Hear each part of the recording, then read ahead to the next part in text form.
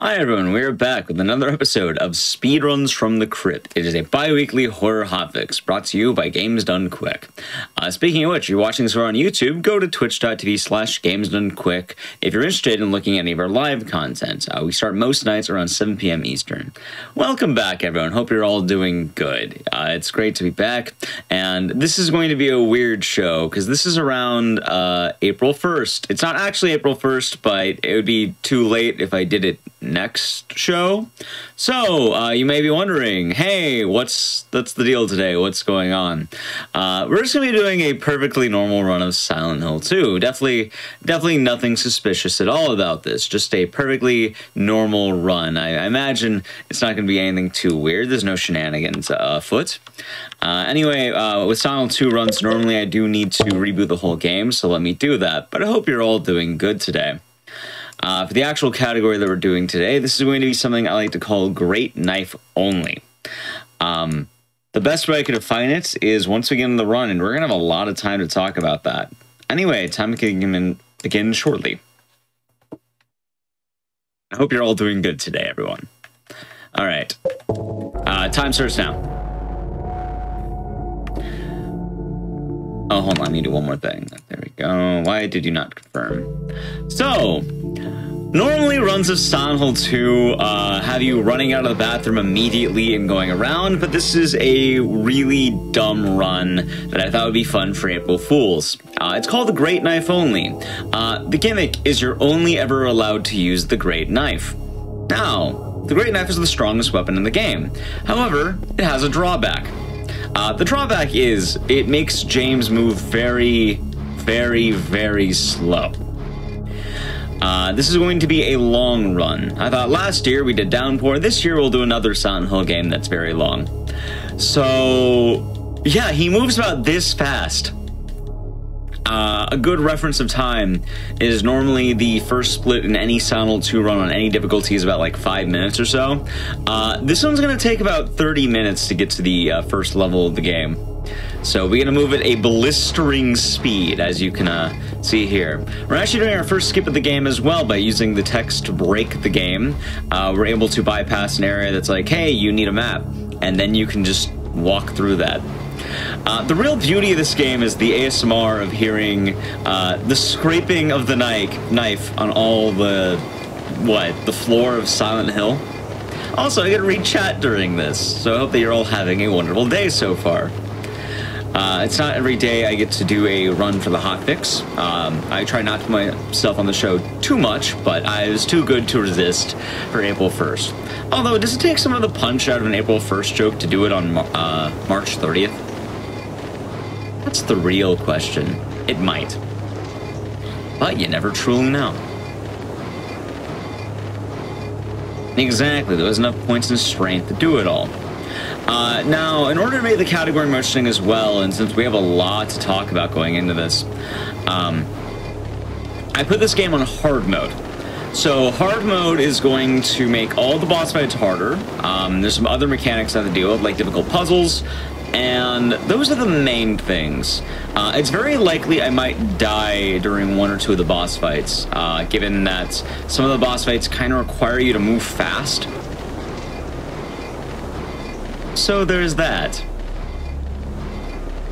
He is moving at a blistering pace right now, as you can see. Also, I'm hitting game save the whole time during this. For anyone who's a veteran of watching or even doing Silent Hill 2 runs, you may know that the game save tactic here is what we use to gain stamina and speed. Very often whenever we do runs of this, we end up getting like thousands of quick saves. So it's going to be kind of fun because I'm probably gonna have like something like 10,000 saves by the end of this. It's going to need how many times can I push save during this run. And there actually is some unique strats that I invented for this category because otherwise we would be fighting a lot more enemies. There's actually a lot in this run that we have to take account for because certain elements weren't made for James to go this, let's say, fast. Ah, yes, of course. I wish we had the roll move, but nope, it is this type of movement. Now, I should also mention that normally you can't get the Great Knife weapon this early. Normally, this is a pickup you get in the late game. It's in an area called the Labyrinth, and it is new game, so when we do this normally on hard mode, normal mode, near the end of the game, but normally you never want to have it equipped. Since this is a meme category, I'm using a cheat engine file to allow me to just start off with the weapon at the very beginning. But you can kind of see the obvious detriment as to having this. Also, as long as you're attempting to go as fast as you can, it technically counts as a speed run, right? I think so. Exactly. It's called the Great Knife. James went to Silent Hill to find the Great Knife, not the Great Wife. We can actually test that out. It kind of works. Usually they walk up to me and attack me. It's going to be easier to try to kill all the enemies. But also how you kill the enemies is going to be very particular.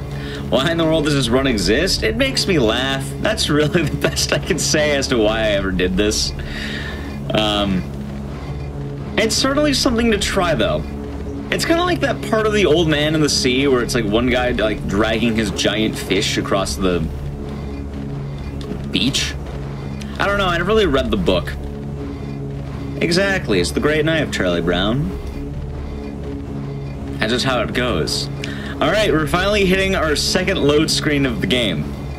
And I think this has taken longer than the entire first section of a regular Silent Hill 2 run would take. Which is just fantastic. No, so New Game Plus doesn't give you Great Knife. Great Knife is only an item you can pick up. New Game Plus normally will drip its content by giving you items in the very, like, running to the town area. You wouldn't be able to get this until the Labyrinth, which is near the end of the game. To my understanding, I am the only runner of this category. There's been a couple other who's done modifications of this category, like easy mode and stuff like that. But in terms of the exact way I'm doing this, I'm the only one who's done it so far. The reason why is because I'm going to be doing some of the other glitches we do in the run, which actually lose me time, but they make it more legitimate because I never lose the Great Knife this way. Anyway, we're now going to be coming up to a trick that will save a, like, maybe half of a second here. Let's see if I can land it. Should be out there. Oh, no, I didn't. So if you mash pause really quickly there, you can get a slightly faster fade in. I did not get that fade in. I tried my best, but we did not get it. And yes, you get this through a cheat engine file that was made custom for this, let's say run. Let's say speedrun. How's it going? Hope you're all doing well today. Afternoon is coming in. The real question is, I'm wondering, as the stream progresses, when more and more people join in, how many people are going to wonder what in the world is going on, and how many times am I going to be explaining the idea here? Also, someone eventually will be asking this, why don't you swap off the Great Knife to move faster? Because it's called the Great Knife only. Only. Not sometimes. Only. And I can't believe it, I lost 1 second. However will I recover for that time loss? It's not called Great Knife sometimes. Great Knife only. And very often on sites like speedrun.com and other speedrun categories, you're not going to get every single category under the sun there, because otherwise it would be like, oh, here's the one runner who does it. But realistically with speedrunning, if you want to create a category, you can do it in your own right. It doesn't have to be something that's on an existing leaderboard. If you would like to make something, you know, your own challenge and your own idea, you can always do that. There's no rules against that. It's just, you know, having an official leaderboard's mainly the difference there. So, I don't ask about this run being on a leaderboard because, admittedly, I don't imagine most people want to drag the Great Knife for 3.5 hours. I put a question mark there because I can't remember if my estimate's with or without cutscenes, because I haven't done this in a hot minute. But I'm assuming it's going to take me about 3 hours. I think with cutscenes it's like 4 hours, but without cutscenes it's like 3.5 hours or so. Truly an outstanding run, as you can see. Truly beautiful. We're actually moving faster than this car. Now, like I mentioned, some of the quirks coming up, and from a regular Silent Hill 2 run, we're about to enter our first major trick in the game. The trick is going to be... what's the word? We're going to be holding text up later, and that's going to allow us to skip a fight. Now, normally this will save you about 1.5 minutes. Now, 1.5 minutes, as you can see, is a lot of walking time. It's like probably 10 minutes or something. So I'm going to be doing a 10-minute time skip. However, I also need to be holding the text the entire time. Because if I drop the text at any moment once we get to that point, I would either have to walk back and get it, or I'd have to walk over to do the fight. It is a lot of time loss if I miss the skip. It's kind of funny because before, what's a simple trick that would save maybe, you know, a minute is now going to be like, we save years off this little maneuver here. Which is just my favorite part. And great job. And as well, we're not going to be we're not going to be using any other weapons. However, I do need to grab a couple of things throughout the run, or else the game won't let me proceed. And I'll explain the stuff there. Also, if you're watching this on YouTube, if you watch it in ×2 speed, James will still be moving pretty slow. My controller's used to me pushing square. Also, yes, the whole time doing this run, I'm essentially doing this, or I'm pushing the button consistently. Just constantly tapping save. Usually when I do this run, the amount of saves that we have is around 12,000. I'm guessing it'll probably be around 12,000. You can guess the over-under. It could be over 12,000 or under, but usually it's 12,000 something. You know, oh, just 12,000. Just a little bit. Also, I may as well do some of the other stuff during this. I do want to say right now, if you've ever been interested in submitting to a Games Done Quick event, the submissions are still open up for about maybe 4 to 5 hours. Submissions for SGDQ 2022 will be closing at midnight. I always like to remind people of this. GDQ is a great event to apply to. They're having both in-person and remote options this year.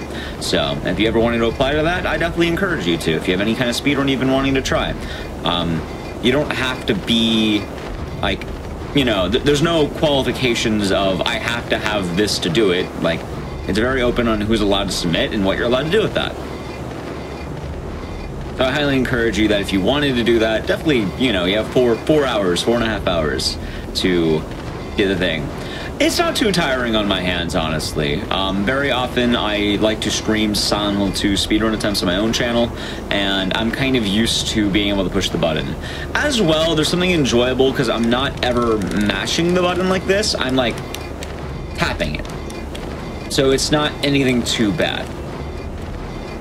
So that's the reason why it's not bad. It's just like every now and again. It's kind of like one of those birds that dipping its nose in the water. It's rhythmic. It's not really mashing. And the saving is used for a lot of reasons. A lot of Silent Hill 2 runners will normally do it for stamina. I don't know if James actually has a stamina drop with this, because by default I have him on run, but I don't actually know if he runs with this, or there is a speed drop-off. In the rare... That's my alarm to wake up. Sorry about that. I have to rise and shine. Also, yes, I am a graveyard shift worker. So, I have alarms going off at like 7 p.m. or 6 p.m. So, there's that. I'm glad you're enjoying it so far. But yes, that is why we end up saving quite frequently. And normally when you're doing Silent Hill runs, that would be the reason why. Possibly. Right? Is a great time. Wakey, wakey, wakey, wakey. I'll be getting some breakfast at the end of this run. I'll be good. Alright, chat. So now we'll be hitting one of the major tricks of the game. So, in regular Silent Hill 2 speedruns, what you want to do is you want to hold the text from this gate. The text from this gate, there's no reason to go back. I'm going to look for Mary. The Great Wife? No. Great Knife. Normally, you would keep this text up to avoid one fight. This prevents me from having to do the tutorial fight, which requires me to get a plank of wood and beat down a lying figure. This would normally take an extra 1.5 minutes to do entirely. Well, that isn't too bad. This is Great Knife only. So, I need to make sure I do not drop this at all. Like, at all.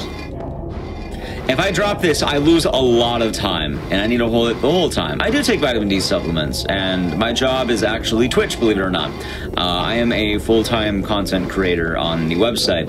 As well, I host Speedruns From the Crypt and do a few other things in addition to that. But I am a full-time streamer, I guess is the appropriate term. And that's been for 2 years now, and it's been nice. It's been very nice. So I have to be very wary of my own schedule and my own scheduling. And thank you. It's definitely fun to show this. And yeah, make sure I either get sunlight in the later hours or I take vitamin D. My PB in this is around a 320 something. The thing is, I think I can also go faster, but also you never know how this run can go. Dropping the text will be I stop pushing the game save button, or it can lag, or I can push X. Pretty much if I stop saving, that text will drop. This text must remain up the whole time, which is why the game save thing for Silent Hill is definitely a meme. You end up holding this text so much throughout the run, and on hard mode it actually has more uses. And thank you. Yeah. Yeah, before this I used to work an IT job, and that IT job was something I did full time. Often I'd have to tell my boss off every single day. Every single day. So, why did I said run graveyard shift? It was something I had for my old job. It also fits really well into my hours. So, Speedruns From the Crypt, it's a horror show. There's a lot of violence on the show, as a lot of you can imagine. So, I end up having a lot of the later hours. Horror is good during nighttime. So, for me, I usually, run this. A lot of late night hours. I need to keep saving because if this text falls, actually that's two birds one stone right here. So holding the text is by saving the game. The PC port doesn't really understand that, hey, this text shouldn't be here. So the game kind of freezes into a stasis. If I drop the text, I will have to lose a lot of time. So I need to keep saving in order to have this, and also this only works on the PC port. And the game really is saved. Another fun part about this is that I just like to imagine James is destroying the streets of Silent Hill by dragging the knife in all the concrete. Oh no, my phone is, it's making noises. Well, hopefully I don't get any likes on Twitter or anything on my phone. Because I can't really do that until I pass the point where I can drop the text. So hopefully I don't get any phone calls or anything. I don't normally. Thank you, chat, for the kind words. So yeah, the PC port has a lot of quirks, and that's why most speedrunners of Silent Hill 2 will be doing it on PC. In addition to this, game saving gives you stamina refreshing, it removes tripping, it can help you duplicate items. There's a lot that you can do with the game saving. So there's that. No, I don't like my tweets. That's bad. And yes, I definitely recommend, like, if I encourage people to submit to GDQ. I've done a lot of personal research on it. I know a lot of just thoughts on submissions, everything with it. It's very open, and I love the process. And even, like, I can also kind of say from my own experience, I've currently ran at about, I want to say 6 GDQs, or 6 GDQ runs total. And I've been enjoying it. Also, I like to believe that the streets of Silent Hill are one big sharpening stone, so James is making it really, really strong. And correct, we have to have the Great Knife out the whole run. It is called Great Knife Only. That is the category name. Haha, that's a good knife pun. You see, the knife puns make a lot of sense. I like telling puns on the show. Also, I'm thinking during this time I get to tell you all a story that I don't ever get to tell in context of hosting Speedruns From the Crypt. Because very often, we don't have a run that's 3.5 hours of dragging a great knife. So, I guess it's kind of a sweet moment, but very often I have relatives who ask what I do. And my grandma's a sweetheart. She's a very nice lady. And the best way that she's kind of understood of what I do is that she hears that I'm kind of a weird online Svengoolie. Svengoolie is actually a big inspiration of what I like to put into Speedruns from the Crypt.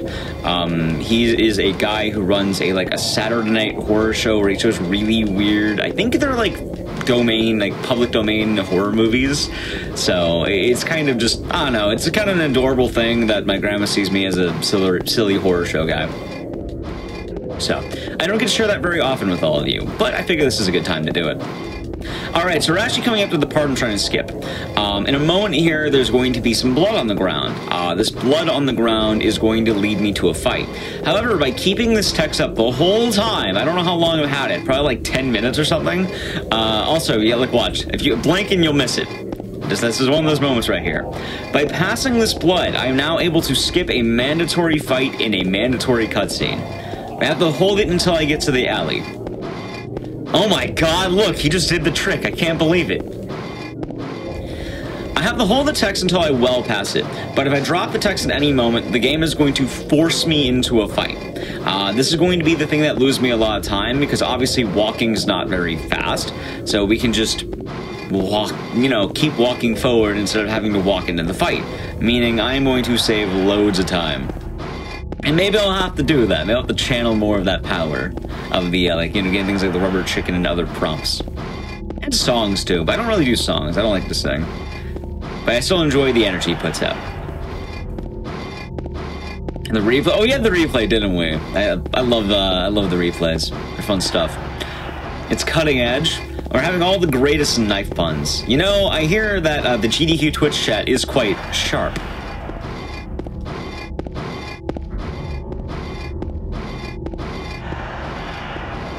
The awkward silence makes the great knife sounds better. Alright, and now we're in the alley. I can finally drop the game saved if I choose to. However, I'm not going to drop it yet because I want to show you all a cool trick. The trick is you can actually just... I guess it's not even really a trick, it's more of a weird Easter egg. Also, I have the great knife by utilizing a cheat engine file. This is going to let me have the weapon at the very beginning of the game. Now, I should say this is a detriment to me, because you can see how fast I'm moving. And while it is a strong weapon, it's not going to be very good for me. Also, one might say with this run, I'm really scraping the bottom of the barrel with ideas.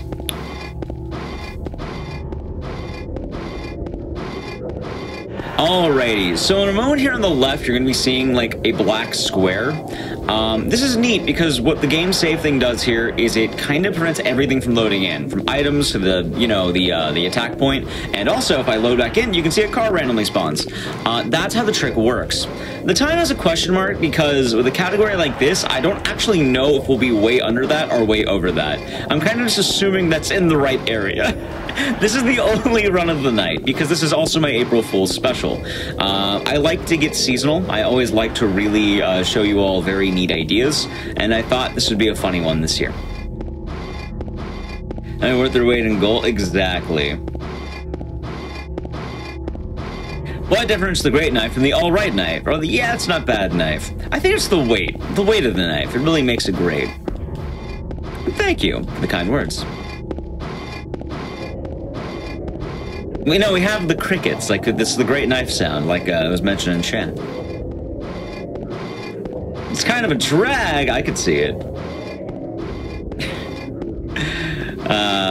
And it actually also works for PT, because you have the dad was such a drag. And that's a fun time.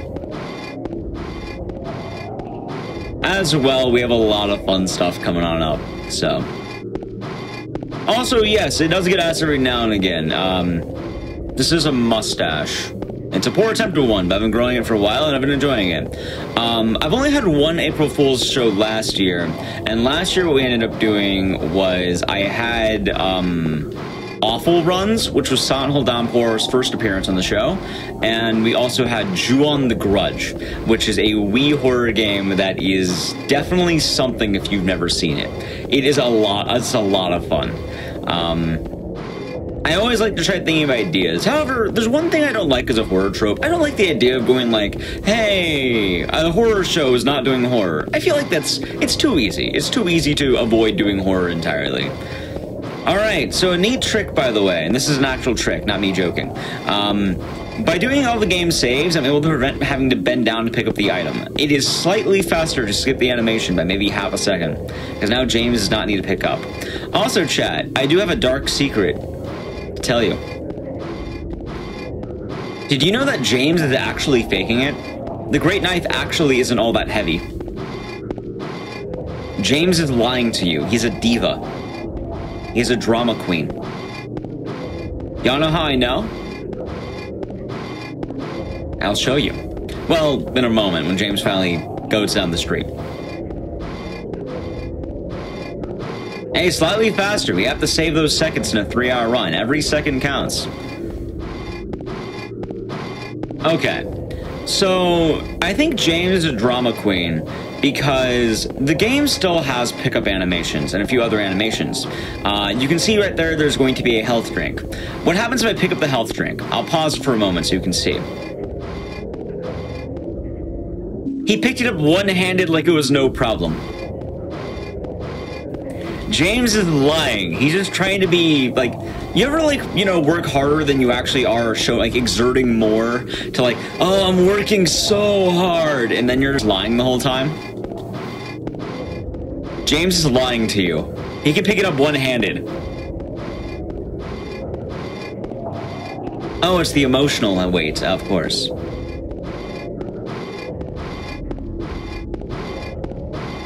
There's actually a few points in the game where James will, like, one-handed pick it up, and it's kind of hilarious because he walks like this the entire time.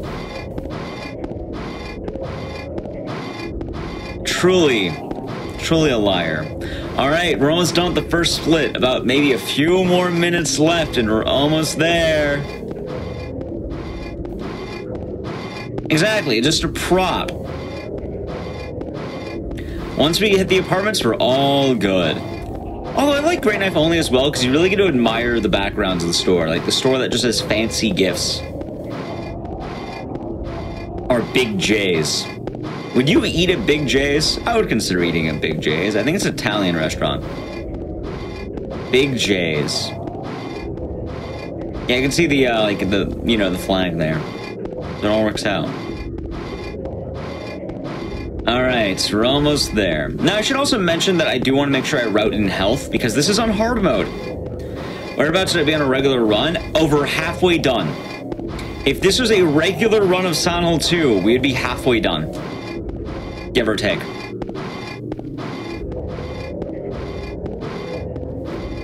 We're almost done with the first, let's say, 5 minutes of a regular run.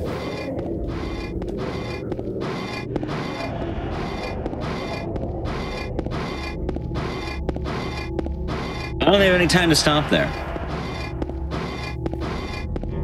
There we are, we're almost to the apartments. So the first level of Silent Hill 2 will be the apartments. It's kind of funny because a lot of the indoor sections aren't nearly as long as the outdoor sections. And this, for anyone who may be joining in right now, or you may be arriving on into the stream, this is Silent Hill 2 Great Knife Only. To reiterate the rules of this run and the whole idea behind it, you are only ever allowed to use the Great Knife, which is the strongest weapon in the game. However, the drawback is the Great Knife's movement speed has you to an actual crawl. So, while we're really strong, we're only allowed to move at this speed. To also make it harder, have it on hard mode. So, that is the rule of this. Is this world record pace? I mean, realistically, if I PB by any margin, it's world record. So probably, yeah. Yeah, you get to talk a lot. There's a lot of conversation to be had during these runs. And, you know, they're kind of like, it's kind of like listening to ASMR radio or, like, you know, lo-fi, like, hip-hop. Except instead of listening to actual jams, it's just, like, the weird ambient sounds of Silent Hill and that. Normally, a Silent Hill 2 speedrun will get you about an hour. Maybe, like, let's say 50 minutes to an hour is a good estimate. Alright, there we go. We have now finished the first area of the game in about 30 minutes. We are finally entering the apartments. So the apartments actually aren't going to be too bad. Like a lot of the indoor sections, oddly enough, are pretty small, so you don't have nearly as much distance to travel here. And now we start getting to deal with the first enemies of the game. And you'll be able to see how we're dealing with enemies in this game. And we have the Great Knife early because I'm using a hacked file to give me the weapon early. Obviously, you're not supposed to have this weapon this early, but for the meme, we're having it very early. We're about to be encountering our first enemy, in fact. And on hard mode, there are more enemy spawns. I want to mention this. It's very important to note that we're having a lot of enemies. So, the way we're going to deal with enemies is that the cockroaches, I want my light off. They can see me otherwise, and I do not want them to find me. You know, oddly enough, Great Knife Only still is going to be faster than a lot of people's casual playthroughs of this game. Also, there might be some shenanigans with the enemies because they can actually outrun me, which is a bit bad. Also, someone actually asked earlier if the radio is going to be good or bad in the flashlight. Enemies don't really get scared off of you. They're rapidly approaching me. And I don't have the radio or the flashlight because we never grabbed the radio. But we do need to grab some items. So I will need the flashlight because I'm not going to pick up items if I don't have it. Yep, we're on hard mode, so there's going to be a lot of enemy spawns. And correct. Alright, I may have 2 enemies on me right now. I gotta be careful, though. Alright, let's see. Will I pass? Will I pass? Oh, no, I took minor damage. Alright, leave me alone, lad. I took 1 hit. The brutality of that enemy gave me one brief slap. But that's okay. You can now hear the enemies walking behind me as they're trying to... It's a pretty brutal chase if you're looking at it. No, we're not going to grab the radio. Also, I guess this answers the question if the enemies actually get scared if you're using the Great Knife with the light off. They don't. Now, I have a very cool trick that I actually found in this game. On hard mode, an enemy will spawn on the 3rd floor if you talk to Laura. Now, if we talk to Laura after getting the gun, I don't have an enemy spawn, meaning this is going to be very important for Great Knife Only. This is going to be a very safe trick to do. I should also mention there is a possibility I can die in this run, so dying is allowed and we're constantly saving it, so luckily it's a very safe run with this. I will be killing enemies, but I don't want to kill that. If I can avoid killing an enemy, I don't want to kill them. In fact, right now I can spawn an enemy if I decide to go for the key first. If I go for the key first, an enemy will spawn in this hallway once I re-enter the hallway. That's really bad. I don't want enemies spawning in this hallway, because then I'd have to kill them, and that's going to take longer. Now, something to also be mentioned, I do actually need to grab the gun. The game kind of assumes you'll need at least the pistol to do this game, so I'm going to be grabbing the pistol, but we'll never actually be using it. But I do need to grab it in order to get progress in the game. The game won't let you pass the arbitrary, blocks unless you do exactly this. Also, hello. Hope you're doing well. And as you can see, now that there's no enemy here, I'm able to walk back very easily. Once again, I want to mention that the idea behind this trick is by talking to the key first, an enemy will spawn. So we simply avoid this by doing the gun and then the key. And also this order is nice because we're able to just grab it on our way back. We can actually kill bosses really quickly in this mode, and you'll be able to see that. But we are in hard mode, so we still do need to do a good amount of damage. Funny enough, once we get to the end of the game, we actually just use straight up hard mode strats, which is going to be kind of fun. No, so if I die, it's going to be safe. I have the game saved here, and every time I'm doing that, it is actually saving the game. So I can quickly load the game if there's ever a mistake, and that's fine. Also, yeah, funny enough, the poster right behind me is the game save poster from that Silent Hill 2 run. I was actually on the couch for that back in 2019, and they let me keep it. I asked, did anyone want it? And nobody said yes, so I was like, cool, I will take it back home. And now it's been on my door ever since. Alright, so here's a very minor skip. Normally, you can skip this scream animation by saving the game repeatedly. So it's going to start, but I'm going to get through it slightly faster by continuing to save. We dropped no speed there. Now, there is one drawback to this. I do need to, like, reload the area, because this kind of put it into a, so to speak, stasis where I can't enter doors. The way I normally do this is once I see Pyramid Head turns red, that's when I know I'm back in. Exactly. Also, funny enough, Silent Hill 2 has a trick called RNG manipulation. I will still be doing RNG manipulation, and I'm going to need to remember it for a long time, so I better pay attention. Alright, so once he turns red, I can go through this door. He's red. We've done it. Yeah, I was on the couch for Punchy when he did Silent Hill 2. Alright, so here's the key.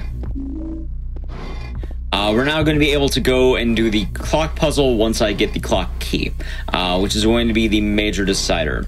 If you do not know the history of Silent Hill 2 speedrunning, we actually found something called RNG manipulation.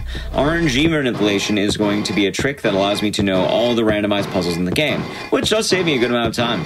Also, I'll be having some combat coming up, so I need to make sure that I'm doing this just right. I actually don't want to lose too much health. The way combat's going to work is I want to attack as far away as possible. If I get too close, I'll get hit, so I want to keep my distance and make sure that I am not going to be getting too close. It's funny because sometimes you might not have to deal with combat because we're going so slow, the enemies get bored and run away. Sometimes. I'll have to see around the corner when we get there.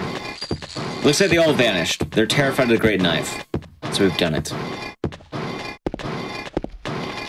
You see, why fight when you can just terrify your enemies? That's just how it goes. You see, that's actually safer than regular hard mode, because there's always an enemy in that hallway on regular hard mode. But on Great Knife only, he doesn't even show up. But there he is. Okay, our first actual fight of the game. Actually, maybe? Wait, maybe not, maybe not. Nope, we don't need to fight him. My name is pronounced Ekdisis. Kind of like, think like dice, like dices, and then Ekdisis. That's how I pronounce it. Alrighty, so now that I have the key, we're going to be finding out what the RNG of the run will be. There's going to be a certain clock time once I get back to the room. Normally when I say that, we get back to the room much faster, but I am remembering that we're walking very, very slowly. So I gotta keep that in mind. I think I'm being chased down, by the way. And then don't worry, my name is always kind of a weird pronunciation. You can say it in many ways. A lot of people get it wrong. I got it wrong. I thought it was pronounced Ekdisis. But then I learned the actual word pronounced Ekdisis. But I realized I spelled it wrong. So, it worked out anyway. Yep, we ruined all the carpet in this apartment. I mean, it was already kind of ruined, as you can see here. Oh god, they're chasing me down. I can see the very wild goose chaser going on right now. They're right behind me, too. I can't believe it. They might catch up. You never truly know. Alrighty, so we're about to see what time we have, and the actual way I started the game is how I did the RNG manipulation. By starting the game and like, you know, waiting for both of the intro screens to go, I'm going to be able to tell what all the other RNG in the game is. Is that Greek? Maybe. I got the word from a Chibo Motto spin-off album, because a lady named Miho Hattori made an album called Ekdisis, and I liked the name, and I was like, I'm going to use that for my online handle. I like that name. It's cool.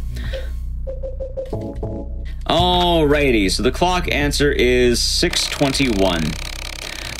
That is good RNG, I think. We'll find out what seat I'm on later, but for right now, the answer is 9:10. It looks like I'm on seat 27, so we're going to remember the number 27 for the rest of the run. It really eases you in. I think a lot of horror really does hit a very comforting feel and a very cozy feel. Because horror games want to draw you in so they can make you, you know, they can scare you later. By easing you into the game, you will then be more terrified when scary stuff happens. However, with speedrunning, you tend to avoid all of the scary stuff. So you can just sort of avoid it and leave the cozy vibes by doing this. So, oddly enough, a lot of them tend to be quite cozy.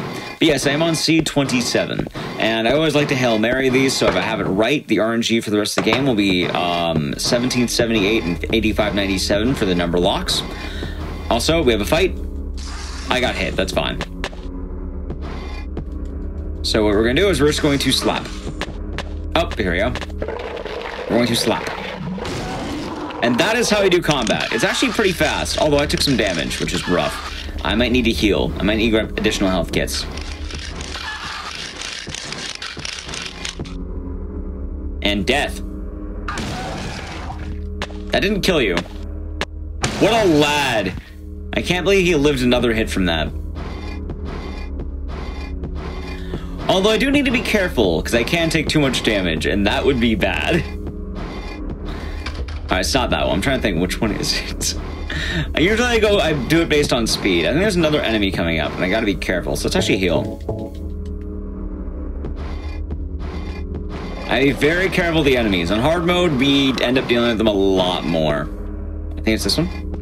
Yes. Alright, so I already said we're on seed 27. One of the cool parts about this run is I have a lot of time to tell what seed I'm on.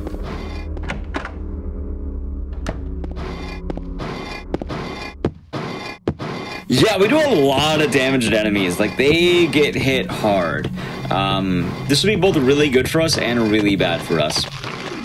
Alright, here an enemy. Where are they at? They're probably around the other corner. Right? Normally we get the iframes, not him. Also, once again, for anyone coming in, James is faking it. He's a liar.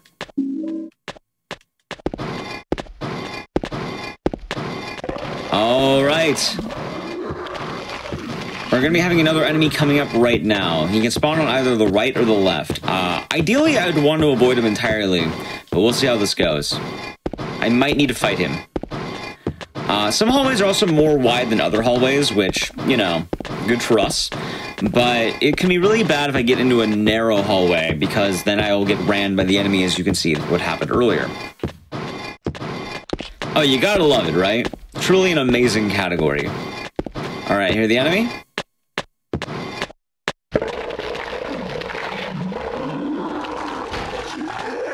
Alright, a bit too far. Alright, that should be good. There's two enemies. Alright, there's one dead. Okay, and now two. So this is the distance we want. We want to be far away enough where we can still hit, but close enough to where I can do the damage. If you're not close enough, it's not going to work. What a brutal move. We can now kill two enemies. Amazing. So it actually can be. If you hold down the button, you'll side swing. If you tap the button, it'll be an overhead. That's actually a very good question. Yes, this will be the only run for tonight, because this run is very long. But I did think it would be fun to have. So that is how you end up forcing the overhead. Actually, that's a good point as well, because we actually do want moments where we're either doing overhead or swing, and there is a difference in how we do this. Certain fights can be really tough because of this or not because of this. I should also mention certain rooms are going to be very brutal, especially once we get later and later in the game. Certain enemies in this game are super mean, and with Great Knife, they become very difficult to get around. Alright, now we'll be getting the next puzzle item, which is going to be a can of juice. It's going to be used to do the ultimate thing. I have no idea how I'm doing in comparison to my PB. I don't really keep an active track of how I'm doing for this. And thank you. Also, water.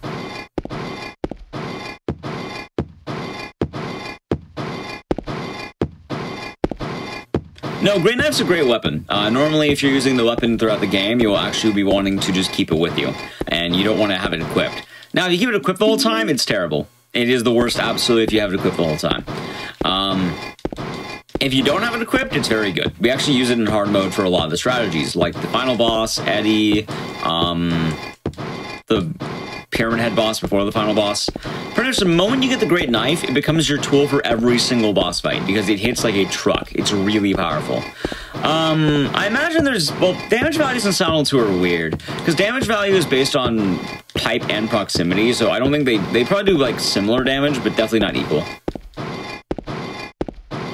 And also, things like counterattacks do damage, things like proximity. The amount of damage you can do in this game is kind of wild. Are there any carpeted rooms? There are. Well, there were. There were carpeted rooms in this game. Keyword were. If there's any carpet in this game, it has been torn to shreds. James cares not for property damage. He just, I guess he's been breaking the town. Which is absolutely great stuff, if you think so. Isn't it beautiful? Also, the idea of having Great Knife only on GDQ is still hilarious to me. I'm enjoying it. I hope you're all enjoying it as well. It's been about 42 minutes of Great Knife only as far as I can tell right now. If I remember correctly, this run seems to be about 3.5 hours. So, honestly, it is great listening. That is my firm belief. Alright, back in the apartments. And we're going to be leaving again very quickly. However, I do actually want to route in some extra help. I've ever ran Night Trap? I have. I actually ran Night Trap at SGDQ 2020. I did it blindfolded, in fact. Why did I learn Night Trap blindfolded? I thought it would be fun. And it is not easy to do. Although, it's something I can always learn again if I ever wanted to do it again. I still can't believe that was actually taken, but it was a fun challenge. It's actually a lot tougher than I thought it would be as well. Anyway, we can now do the puzzles. So, by putting the can of juice in here, we can begin our first of 3 item gatherings. I'm going to need to gather a lot of coins, 3 to be precise. Also, no, there we go. Yep. I think that VOD's actually on the GDQ YouTube. You can find it there. It is a run of me doing Night Trap, getting every single capture in the game blindfolded. So that is there. Ah, perfect. The sounds of metal grating. Incorrect, that one. I beat that game entirely blindfolded. That required me to memorize the room layouts, it required me to memorize the timing of the enemies, and also when to capture the enemies. I mean, it's kind of easy because most of the enemies can just be spam captured, but there's like 2 that are very particular in how they're timed, and figuring those timings out was very particular. Alright, so there's actually a minor trick I can do right now, by the way. And what the trick is by saving after I grab the item, I can actually leave this and start moving during the fade-in. You can see how quickly I gained distance there. Also, hello.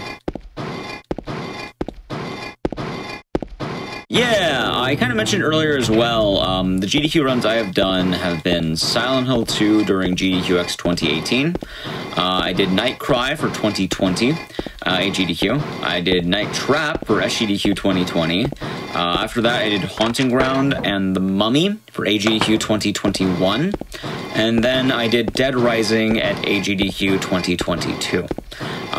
We'll see what happens for SGDQ 2022. I submitted my games, and if you're interested in running in the event or wanting to be a runner either in person or remotely, I encourage you. You have less than 4 hours to submit to the event. Alrighty, so now we're entering the Hell Pit. This is going to be a strong combat section. I'm going to have to deal with 3 enemies, and they're coming right for me. I've already been attacked. I hope this hits. Oh god, they're ganging up on me. There we go. So the wide swing is actually pretty good sometimes. Also, let's heal just in case. Oh god, am I gonna be safe? Maybe. I might be on death. Well, let's be very safe right now. That's why we saved the game. That's rough right there. Oh god, he's still up! He's still up! Run up! Alright, hold on. I think I might actually want to reload that one. Yeah, hold on, let me actually reload that one really quick. Yeah, I'm gonna reload that one. I don't normally reload, but I don't trust the enemies right now.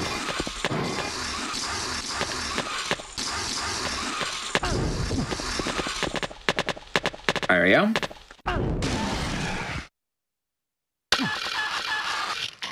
Alright, healed? Exactly. We're hosting the Great Knife. Alright, I'm just gonna run away. I said this was the death pit. Now, there's another downside in which I'm gonna have to be very, very careful coming up. Alright, let's save it here. About to pass a very tough area. He's shooting. Hard mode is very brutal, which makes this... This is also why I have 3.5 question mark. There are some areas that are going to be very, like, try it again. Anything is a speedrun if you put a timer on it.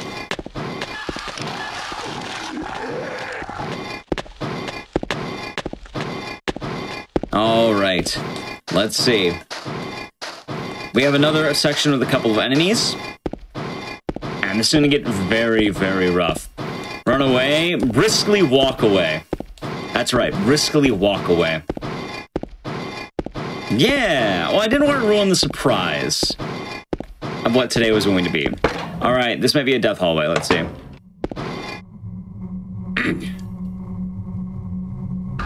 That didn't hit. He's hit.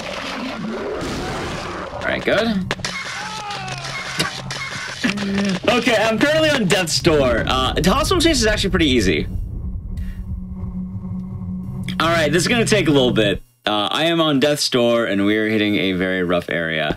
Luckily, the checkpoint I have is outside. Okay.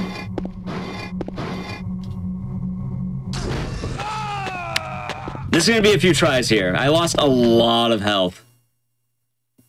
And very often, the reason why it's 3.5 hours is because a lot of parts of the run are, can you survive one encounter with a guy and hope to God he doesn't kill you.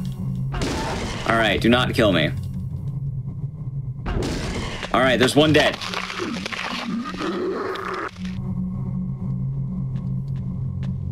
There's two, maybe.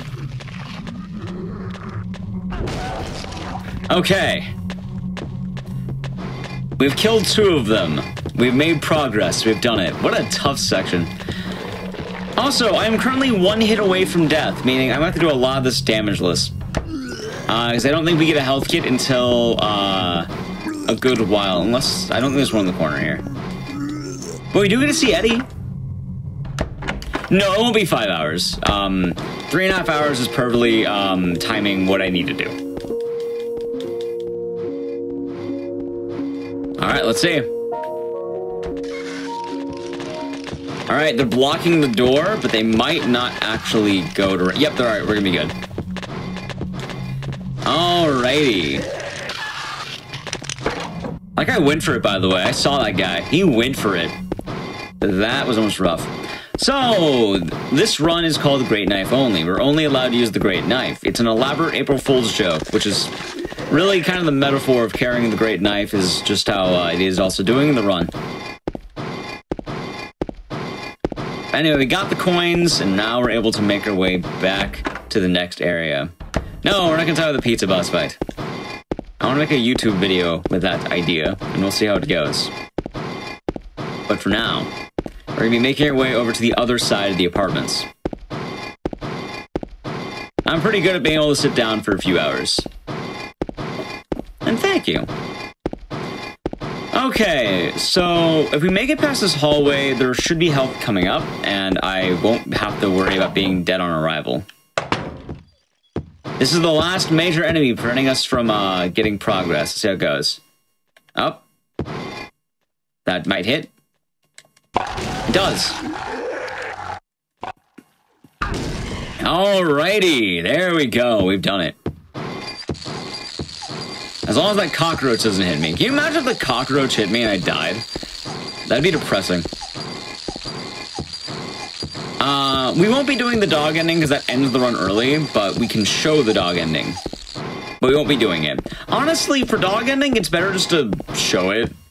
But actually, I don't even know if I have a save file for it. We'll see. I speedrun over 120 different horror games. I like the genre. I like speedrunning. I think it's fun. Alrighty. We have now made it to safety. In this room, we'll be getting another health kit, and we'll finally be able to heal once again. Health is going to be very important, as you can imagine. The amount of health kits we end up routing in are pretty much, if I see it, I grab it. Because I don't want to be on death's door every single time. Hey, look, now I'm not dead. I'm actually having a chance to survive. And we're introduced to a new enemy. This enemy is actually pretty easy to deal with because they just try to approach you and slap you. And that happens. They just sort of bounces off their skull. Let's say a horror game? This game. Oh god, I'm being chased. They're hunting me down. Any runs I'm really hoping to see in SGDQ this year? I don't know yet. I'll have to see what's ultimately submitted. But the fun answer is always, you know, the vain one, which I can say mine. But I don't know what's all been submitted. And I have no influence or authority on any of the games list. I am but a regular submitter in my own area. I have ran Ku on, yes.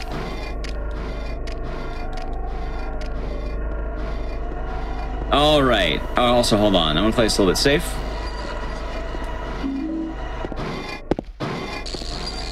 Like grabbing first aid kit. Okay. So I have to do a couple of things before I actually end up going to the first boss fight. I need to get a... Also, is that a health kit over there? No. But it was worth a check. I don't actually know where every health kit is, but sometimes I like to check areas, so why not?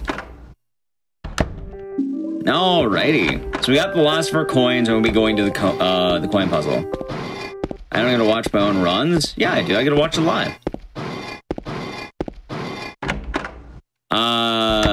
Don't know. I don't really do a lot of new games. Like, the most recent game I played, I guess, was Ghostwire Tokyo. SGDQ currently is announced being in person with certain rules in terms of how it's going to run the event, and there should be online runs as well. Also, no health there. But now we get a coin puzzle. The way this puzzle is going to work is, I remember it as gold 5. I can also save a minor amount of time here by pausing the game in between each one, because that removes the little, like, wait animation, or wait time. Silver 2 and Snake 4. I do speedrun every Silent Hill game, yes.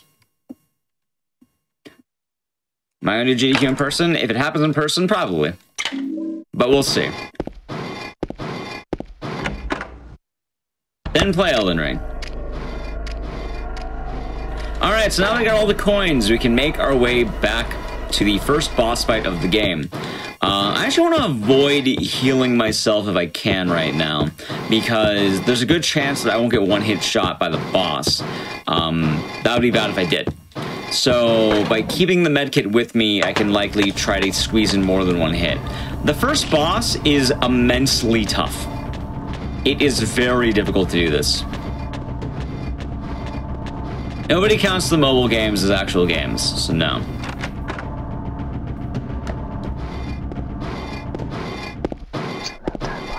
Alrighty. Also, we get the whispering here. It's kind of like every other run gets it. It's neat. Okay. So, are we getting the last thing we need before the first boss of the game? And the first boss of the game is actually one of the hardest ones. The reason why is because the main ability for the first boss, believe it or not, is speed. That's the best tactic against him. Guess what I don't have with me? Also, my name is pronounced Ekdisis. And thank you for the good luck. I own the pachinko machine in my house, yes. Also, the quickest one's probably Play Novel. But I have a patch slot machine in my house. So, yes, I've done that. Although I don't imagine you're actually trying to ask about that. Alright, so right now, I'll save the game, and let's see... Oh, that's bad. Wait, no, it's not. You saved the hit.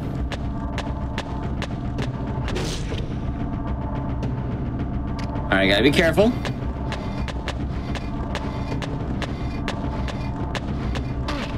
I've been defeated. Oh, God. Okay. All right, boss time.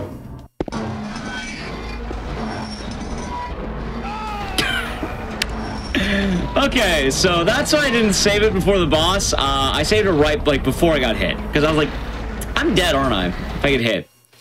I was literally love tapped, and that happened. Okay, so let's play this a little bit safer.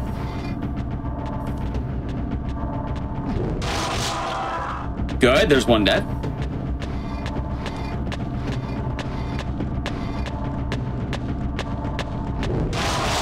There's two dead. That's more like it. Also, yes, we have the fake James. Save the game before we enter the room, and let's see how this goes now. The fake James. Alright, so the way I like to open the fight is, I'm just gonna wave our great knives at each other. But I actually want to get around him if I can. Alright, so I'm not dead, but I will be soon if I'm not careful. This fight's gonna be immensely difficult, so it might take a few attempts here. But it should be alright. Okay. I'm getting punched.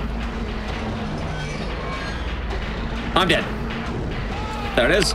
So, this is the hardest boss in the game by far, because he can one-shot me, he can rapidly combo me, everything. Also, he's actually not doing what you're thinking he's doing. He's just hitting the enemy.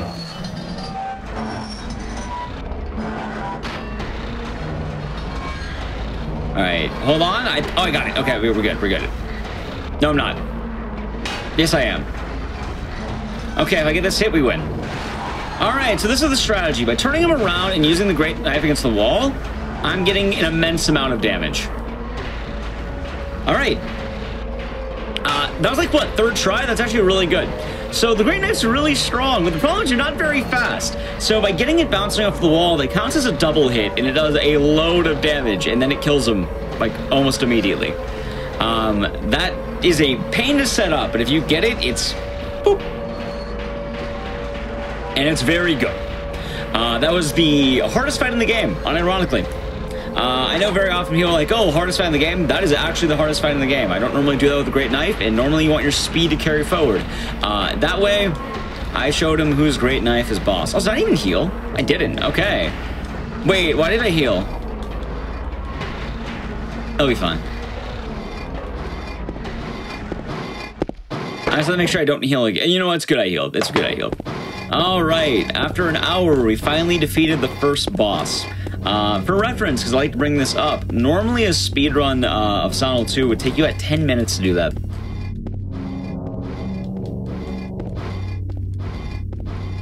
I'm also going to be using a quick timing here to get a bonus item, because this medikit's going to be coming in very handy.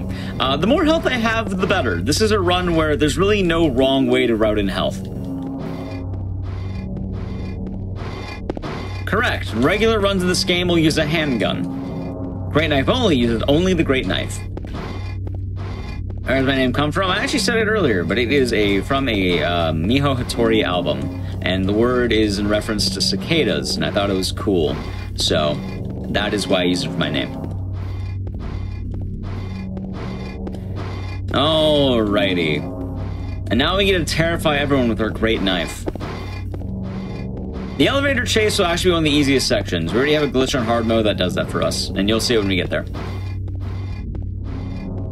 Stream is not pre-recorded, but you know that. You know that joke. I know, I recognize your face. You're asking, so I'll say the line. Exactly, chat is pre-recorded.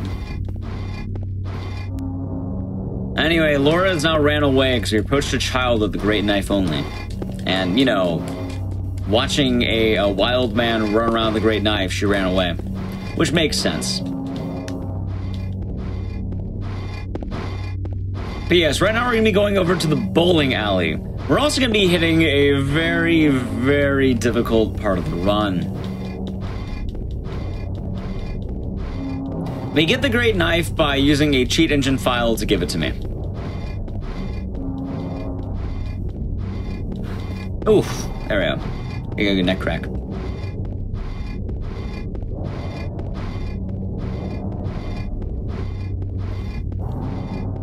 So, the reason why the next section is going to be very difficult is because we're going to be getting a party member. Normally, she's not an issue. Normally. There we go. Normally. Why do I say normally? Normally, you can just run to doors and she will follow you. This way, I'm going so slow, she's going to be right behind me the whole time. And while I can escape enemies, she can't. Also, I can't even move fast enough to bug out the game, so I just usually just keep moving. So, that is the case.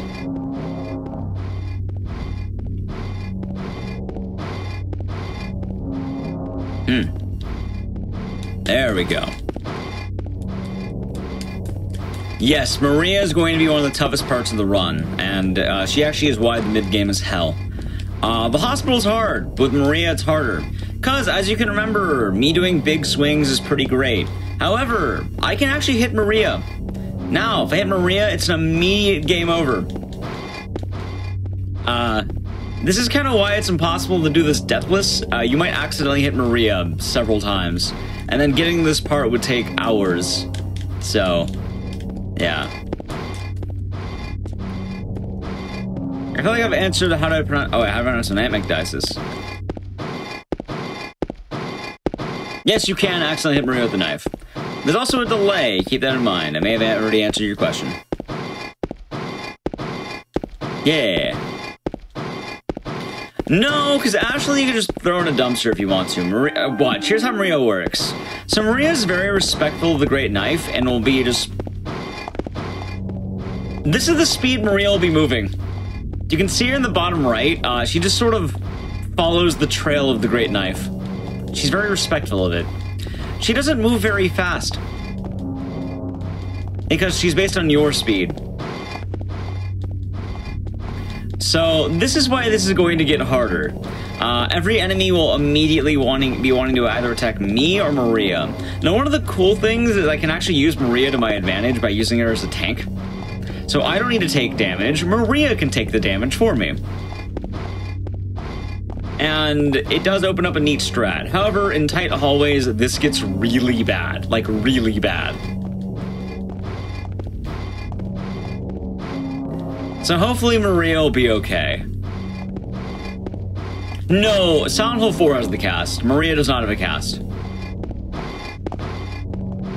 Alright, there we go.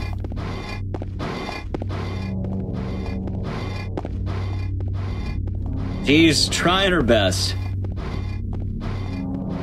This is called the Great Knife only, so you're only allowed to carry the Great Knife. Also, I love the sound of the Great Knife talking the whole run. They've been talking more than I have. It's powerful. Oh, I love the dragging sound. It just blends in. It's, again, it's like an ASMR thing.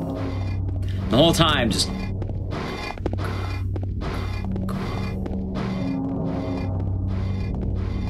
You think Maria would, but Maria doesn't, she's not into contributing. See, we need subtitles for the Great Knife sound effect. Just see what he's saying the whole time. How heavy it's supposed to be? Not very. I'm pretty sure it's made out of foam. James is just a drama queen. Also correct. That's how James got swole for the dog ending photo. Alright, so we're hitting the first enemy we have with Maria, and I'm gonna drop the save there so I can actually have it. There's an enemy guarding the health.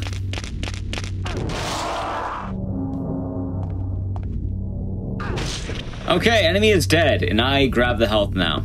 I need to be very careful to not let Maria get in the way of this. If Maria is at all hit by the Great Knife, she dies. She can actually take a surprising amount of hits, but not from a Great Knife. So, she was actually in a pretty good position. Sometimes she's in a bit of a weird position where it's like, that's bad, Maria, don't be there.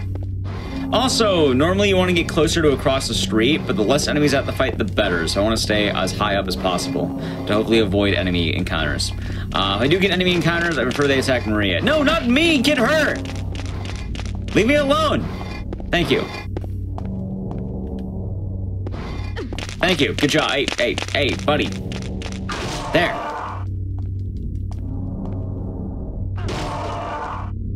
Good job, Maria. I'm proud of you. You did it. She's just sort of watching, by the way. I kind of like watching Maria during this, because it's like, good job, James. Good job. You did it. The knife is very strong. The Great Knife is the strongest weapon in the game that's not New Game Plus. The drawback of this weapon is that its movement speed is hell.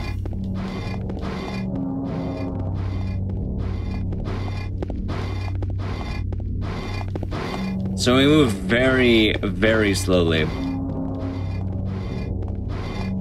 I also need to keep an eye out because I do need to cross the street, and there will be an enemy I need to avoid across the street. Alright, we're about to see him.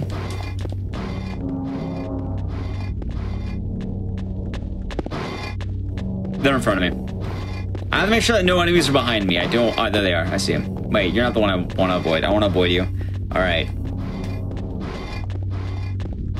Well, if they don't have audio, someone in chat will have to explain for them, because I cannot do it myself. Alright, now it's they're approaching me.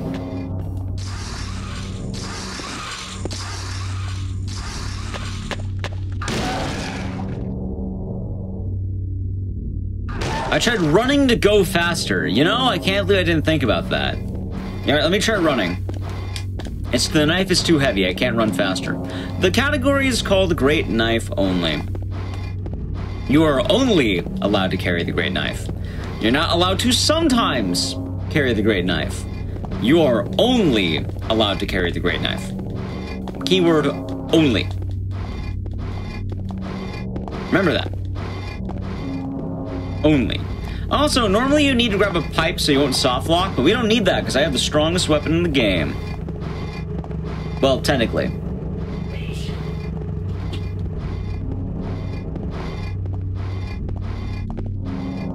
It's 18 pounds? I think James is faking. I feel like carrying 18 pounds isn't that bad. He's definitely faking.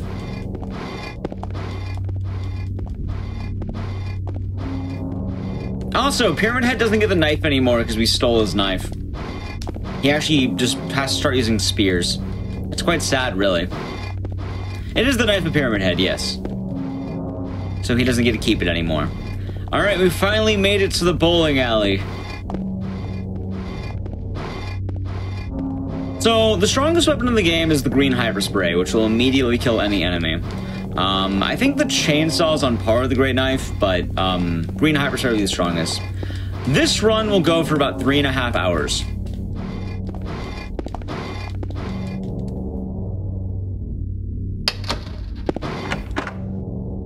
Also, we kind of get cool music to go with this section. And we get to hear it longer. I love this run because we get to hear cool music longer. Because we're in the area longer. It's a great category. It's not every day you get to see the Great Knife Only run. This is like the kind of content I like to throw on Speedruns From the Crypt. I like playing pretty much every horror game that exists for the most part. I play almost all of them. I speedrun 120 plus horror games. I like the genre. I think it's fun. Am I on pace? Possibly. I have no idea.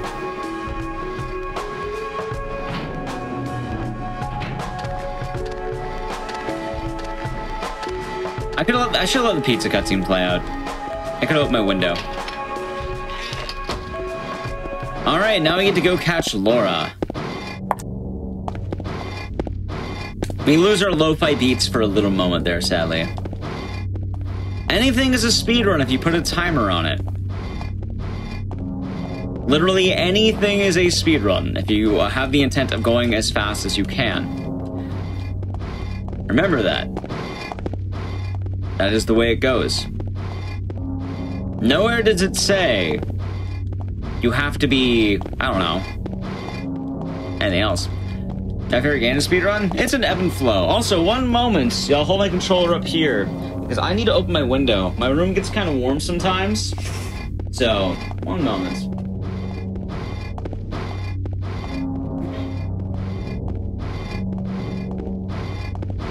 Sorry, all that blistering movement. I almost messed up. There we go. I'm saving frequently because that's what you do in Silent Hill 2 runs. I don't actually know if it's faster to do it or not, but I would rather do it and have the meme, as you can save quite a lot. You see game save the whole time. That's what the sign behind me means. But yeah, it's kind of weird though, because with the favorite game to speedrun, I always feel like for most runners, it's always an ebb and a flow. Like, I liked Dead Rising for a while, but lately I've been enjoying Dead Rising 2, I've been enjoying Siren Blood Curse, I like Silent Hill 2, stuff like that. So, that is how it goes. Best horror game I ever played is this one. Right, I drifted off the optimal line, but you know what? I won't be boiling like a frog in my room, so now I get to be here. Also, very often, whenever I do these runs, I like to plug the runners like every quarter of the run. So if you've been enjoying any of this so far, you can find me at twitch.tv/Ecdysis, or really anywhere at Ecdysis. I got the name everywhere. For a while, I didn't have it on Twitter, because some guy who wanted to make a company had it. But then I got the name, because I guess he changed his name. Maria's not very nice, that's the answer. But yes, if you are enjoying the run in any capacity, I do a lot of horror games and horror game speedrunning on my own channel. It's fun. I save, I just might have. I just might have. Thank you, by the way. I always gotta have the, you know, the mid-run plug. But that is how that goes. Alright, so a cool thing about Heaven's Night is we actually do get some health kit here. There's always going to be one on this chair. So the one right here, we can actually just have that. Nice and easy. No, people just change their names sometimes. It actually happened right at the end of the last GDQ event, which I'm kind of bummed out because like, oh hey, here's @Ecdysis_Twitch, and then I was like, wait a minute, name change, and then like my account was just not working. It's like, oh no. That's bad.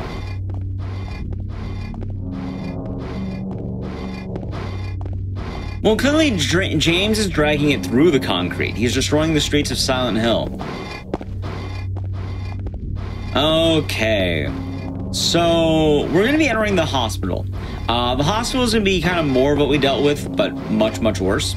The reason why is because we're going to be having narrow hallways, a lot of enemies, and Maria can die. So we have to be very careful. The run is not pre-recorded, but chat is pre-recorded. It is live.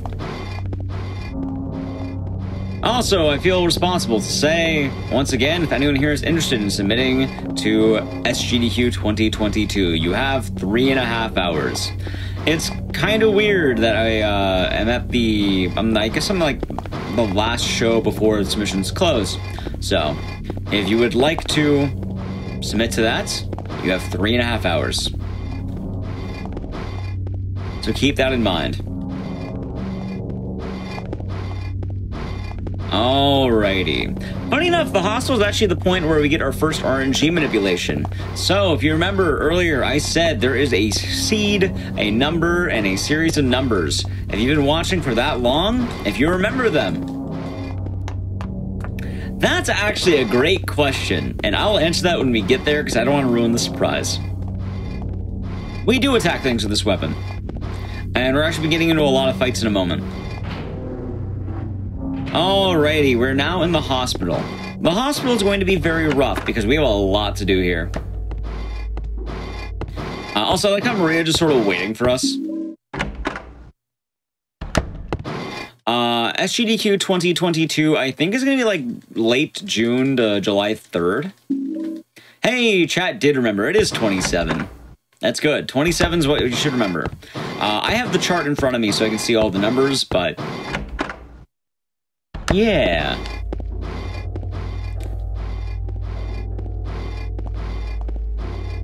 All I have to remember is 27. Everything else, I can read it in front of me, so that's how I do it. We actually got really good RNG, by the way. I think we have like one of the best seeds in the game. Kind of ironic, given that this is the category we're doing. Alright, so once we're out of the stairwell, this is where the run's going to get a little bit dicey.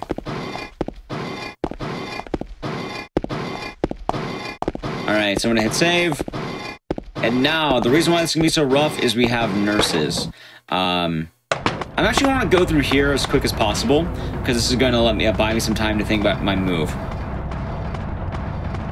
So, the nurses hit very hard. No, I ran Night Trap at SGDQ 2020. I haven't submitted it for this upcoming event, so I will not be running Night Trap at the event. You can watch that on YouTube. I got a key, which will be one of the mandatory keys I get. Nope, nobody really speedruns the PS2 version. We do the PC version. Oh, I see. Yeah, you said PC version. Yeah, well, that's not why. We do it for the game saving and other stuff like that. Alrighty. Yeah, we use the PC version, which is what I'm on right now. Alrighty, let's see.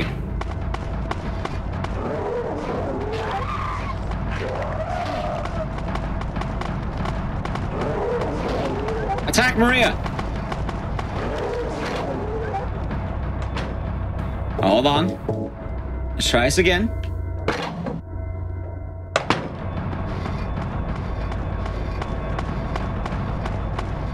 I might actually be able to make this. This is tricky, but it's going well. I also don't want to heal too much right now, because I'm going to have a moment where my health goes down to 0 or 1, and I don't want to overheal. Okay, we got what we need here. We can go to the 3rd floor. This is actually going really well. I'm kind of surprised, as long as I be careful. All right, 2nd floor done. All right, we're going to the 3rd floor now. By the way, if I sound excited, this is a lot tougher than it looks. Knowing when the nurses are going, how they're going, it is rough. They attack really fast, as you can see, where I can't get an overhead. I want to get a swing attack on them.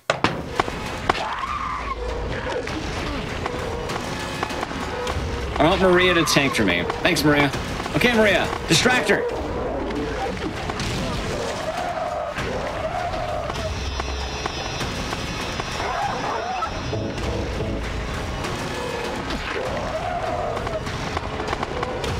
All right, hold on. We're almost there. We're almost there. The answer will be a T, so 1328. Okay. We can abandon Maria. The best part of the run's coming on up. We can abandon Maria shortly here. Also,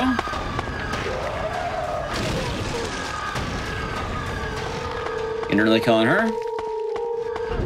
Good. I actually want to kill all the nurses. The meme is April Fools. All right.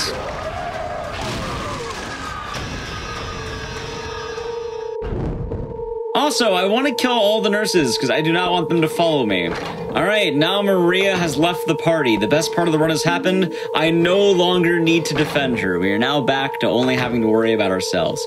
As well, my healing's been really good. I still have health kits. I don't want to heal because what's going to happen is when I get to the roof, I am going to be eating a couple of hits. Let me in! Let me in! Thank you. Okay, we've done it. It is almost April Fool's, and if I waited for the next show, it would have been 2 weeks. So this one would have to do. I like April Fool's. It's fun to have innocent jokes, like Great Knife Only. Okay, so the reason why I want to be low on health is because I want this section to just let me not have to worry about health.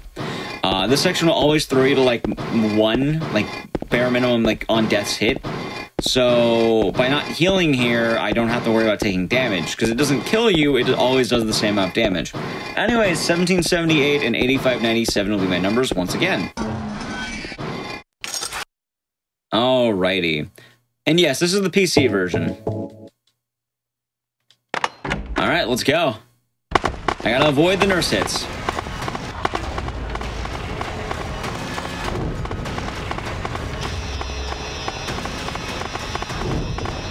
I can't see.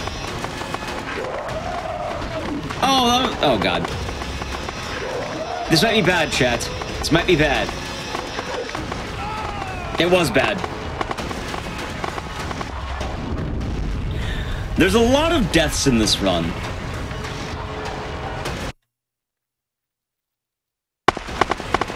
Okay.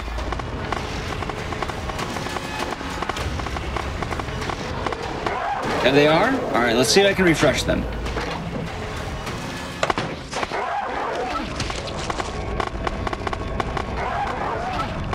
All right. That was a good try. All right, so the nurses are currently blocking the door heavily, which is bad. Time loss, we did really good into this part, so we're gonna see how it goes. I did save. I saved right before that happened. Trust me, I'm not saving now.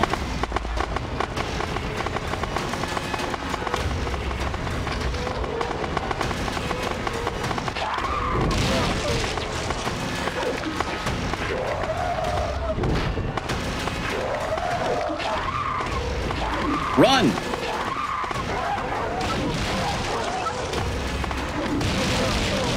Beautiful! A masterclass of great knife only speedrunning. I can't believe it.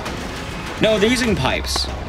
A true masterclass of great knife only speedrunning that you'll ever see in the history of great knife only. I can't believe it. So this is why this category is so difficult, because great knife only hard mode is wild. Also, this game came out in 2001. There's currently only physical PC copies available. Ah, of course. Alright. This is also why I killed the nurses, because dealing with the nurses in this hallway would be hell.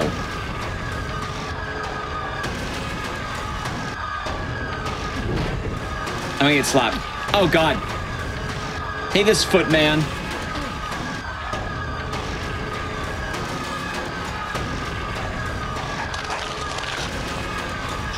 Am I really getting styled on by feet?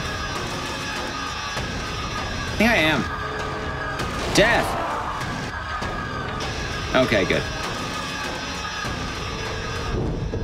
I'm not gonna let feet beat me up. This is also why I want to have health kits. Alright, one more, and there's also a health kit in this upcoming room.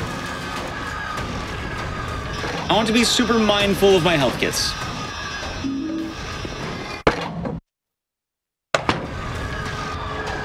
Alright, time to die, feet. That didn't work.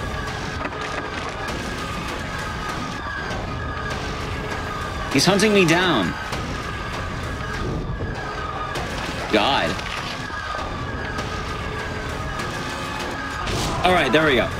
The feet are now down. Wait, you're still up? The world's strongest feet. Okay, the feet are dead. The music has stopped. We can now continue. Alrighty, so I said these numbers like hours ago. If you remember the numbers, I'm very proud of you. Wait, hour and a half. Okay, it is 1778, so 1778. And it is also going to be 8597. There we go. Hey, look at me. I've saved a few minutes in my 3.5-hour speedrun. And now I have hair. Alright, now I'm going to be approaching the second boss of the game. I also cleared this hallway because I don't want to have to worry about the narrowness with the nurses. The nurses are really bad here. But we're almost done with Hospital 1. Hospital 2 is rough. And also, we're going to be hitting the Great Hallway fight. But luckily, we have a strategy for that. It's going to work quite well. It is kind of neat that you can beat the whole game with only the Great Knife ever equipped.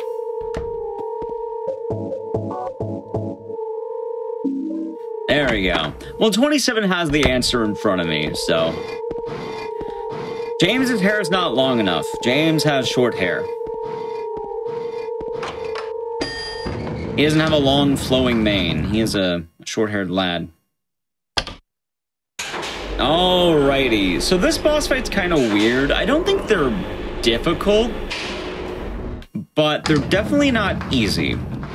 Like, they're easier than Pyramid Head 1, but they're still going to be rather hard because, once again, the main tactic's going to be moving fast. Alright, here we go. So, this will be the boss fight coming up. This is going to be Flesh Lips. Now, I immediately begins by running away. As you can see, their attack is by using their feet, and I want to get a bunch of overhead swings.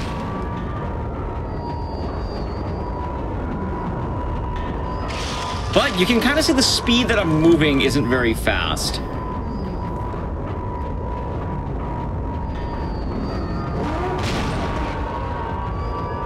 I love how I cut to the side like that, by the way. Luckily, though, it takes like 2 hits to kill both of them. And I see him to grab me. Oh no, not like that.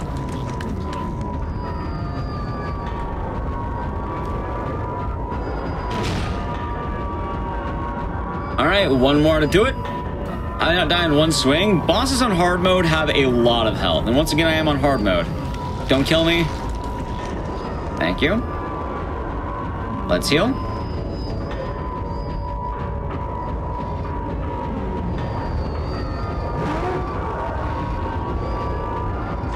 All right, here we go. Maybe not like that. James, no. James, please. All right, good. Attack. Good. One more hit ought to do it. 2 hits per. No, no. Oh, it's going to get pretty dicey right now. Let's see. I think we get this. Go, James. All right, we have won the fight. We have won the war. That is Flesh Lips done. Tough fight, right? Very tough fight. We've done it. But now I'm all out of medkits, and we're in the Otherworld Hospital. Otherworld Hospital is going to be pretty bad because the nurses are going to be making the return, as does Maria, all the worst things in the game. So I'm going to be very careful right now.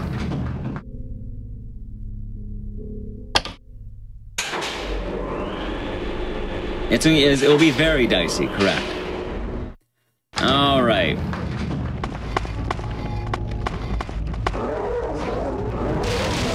So I actually start going this way first. Not that I care to go this way because this is the wrong way. Wait, you're alive? How are you alive?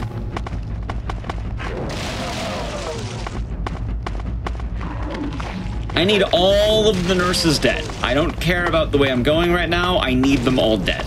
If they're roaming the hallways, this is bad. I have no idea how they're doing this.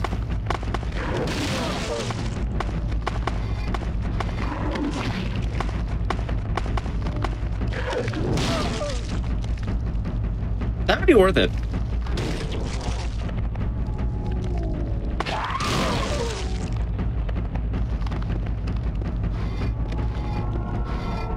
Worth it. We'll take that trade. I lose all my health, but in return, all the nurses in this floor are dead. That's good. That's a good trade. That's a very good trade. I think the knife's pretty great. The reason why I want that is because I'll be walking through this hallway later with Maria, and obviously that's not going to go very well for me. Also, there's a health kit in this room, so I don't need to worry about my health. I can grab it right here. As well, I might want to do some other strategies to also get more stuff later. Ideally, none of the nurses should have healed. This is actually one of the worst parts of the run by far, especially if any of the nurses survive. I hear one. Okay, that's bad. Let's save. I might need to scum this one.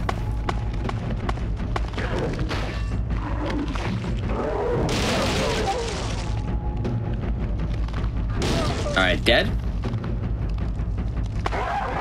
Dead. Okay. You see, the Great Knife's not heavy because of the weight, it's heavy because of the weight of James's sins. Alright, so you've killed these ones, that's good. Once again, we'll be saving and going to the 3rd floor.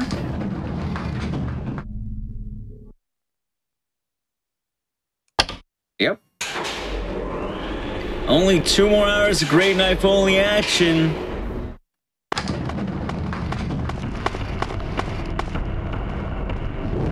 The walls are our best friend in a category like this.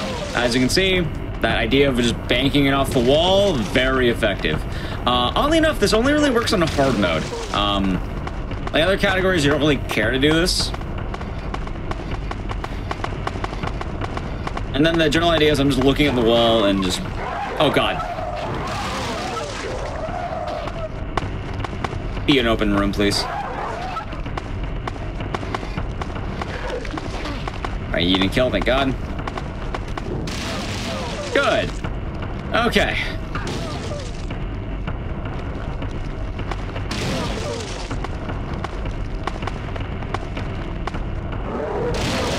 Perfect. You're still alive. Now you're dead.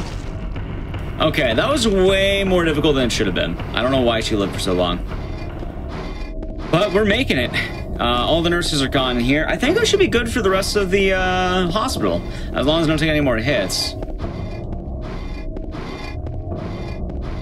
Hey, it's the 1-2 combo. Well, the slow swing does a lot of damage. Once again, the Great Knife's still a very powerful weapon. Even if it doesn't seem very powerful, it's immensely powerful.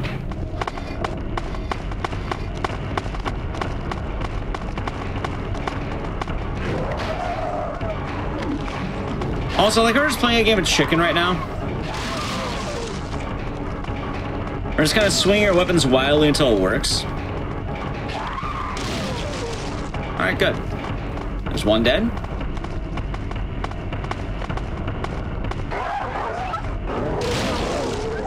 There's 2 dead. This combo is the best thing for nurses. Oh god, wait. I'm not ready for you, come here. There we go. Okay, it worked. Thank God that worked. Alright, this is way riskier than it ever had to be. That is very risky. Okay, but I think I got it. I think I got it. Now, the reason why I want all the nurses dead. Nurses in that hallway, I'm gonna have to go back. Also, there's going to be a lot of health kits in that room right next to that, and I want those health kits because if I don't get them, it's going to be super bad later. But in order for me to get them, I'm going to have to make a journey. Also, I will have to do the rest of the area with Maria starting at this part. And if you remember anything from earlier, having Maria here, bad. Really, really bad. She is very patient with the Great Knife, as in she will just eat every hit that comes to her. And the nurses are pretty lethal. They will murder Maria if they're like left alone for like a few seconds. So, I don't want that happening to me. That would be very good. See? It's the Great Wife. No, my Great Knife. Also, James once again is a faker. I always love that pun, by the way, because this game is about looking for your wife. But we've traded that in for a Great Knife. And something about the rhyming just always makes me laugh. Alright, so now I gotta walk all the way back up to the 3rd floor. Realistically, if anyone wants to make a category in speedrunning, you can make it. It doesn't matter how silly it is. You can always make weird categories. This is a fun category that I like to do for either jokes or money, as it seems to be the best things. And this one's an April Fool's joke, because I like April Fool's. It's one of my favorite holidays. It's usually pretty tongue-in-cheek. I don't like mean April Fool's jokes, though, so I get really mean about it. I never like mean ones. I actually hear nurses. That might be bad. I hear a nurse. Wait. There shouldn't be any nurses around.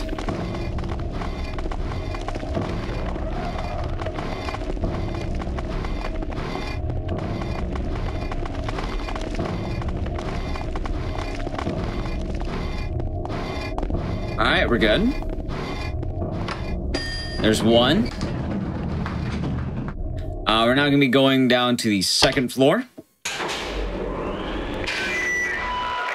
Let's see.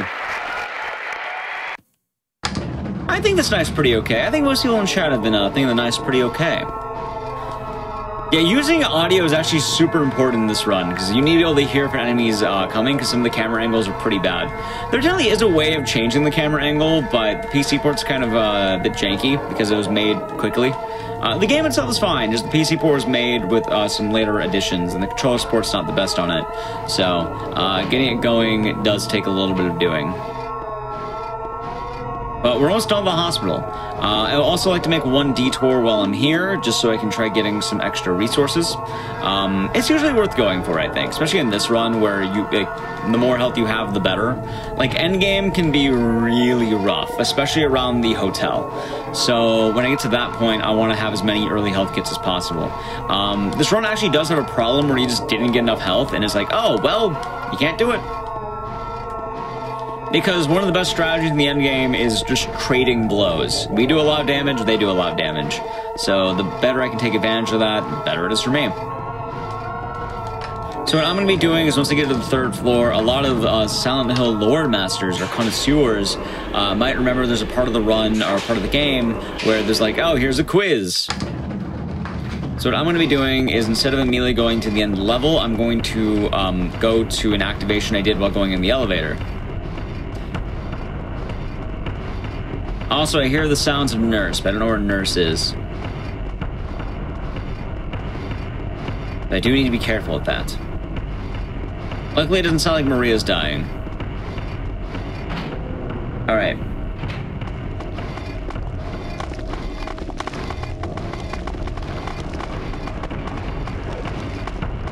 Was it this one? No, it was the... Oh god, wait. There we go. Okay. So this room. I was like, wait, it's one of the 2 rooms. There's a medkit. I want the medkit. And now, the answer to this is 131. If you fail this, by the way, you get damaged. Wait. I failed it. It was 313. Good thing we have the load.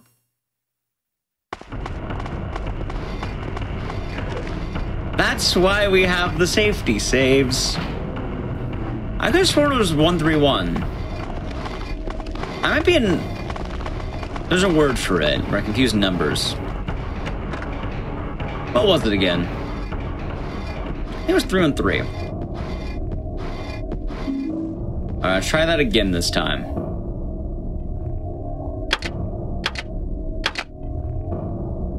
There we go. Anyway, I get a bunch of shotgun ammo, and I don't actually need it. All I cared about was 2 ampules. Can that kill you? No, but I do think it damages you.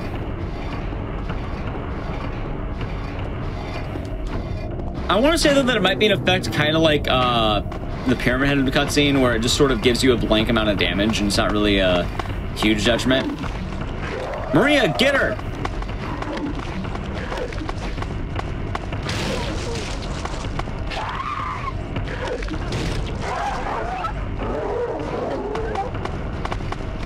Maria, run! What are you doing?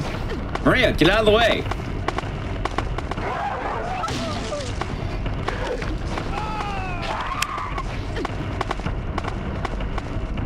Yeah, but for numbers. Oh, Maria. You know, I could have sworn I killed those nurses. Let's play it super safe. Maria, get out of the way.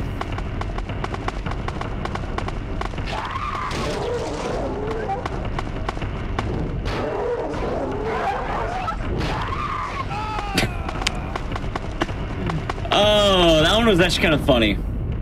That one made me laugh.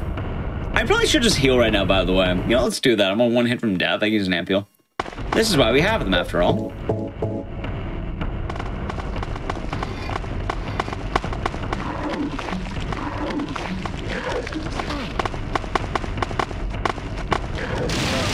There we go. Now, Maria, don't walk into the Great Knife. Please do not walk into the Great Knife. You know, she might walk into the Great Knife. Maria tanked it! Wait, get out of the way, you.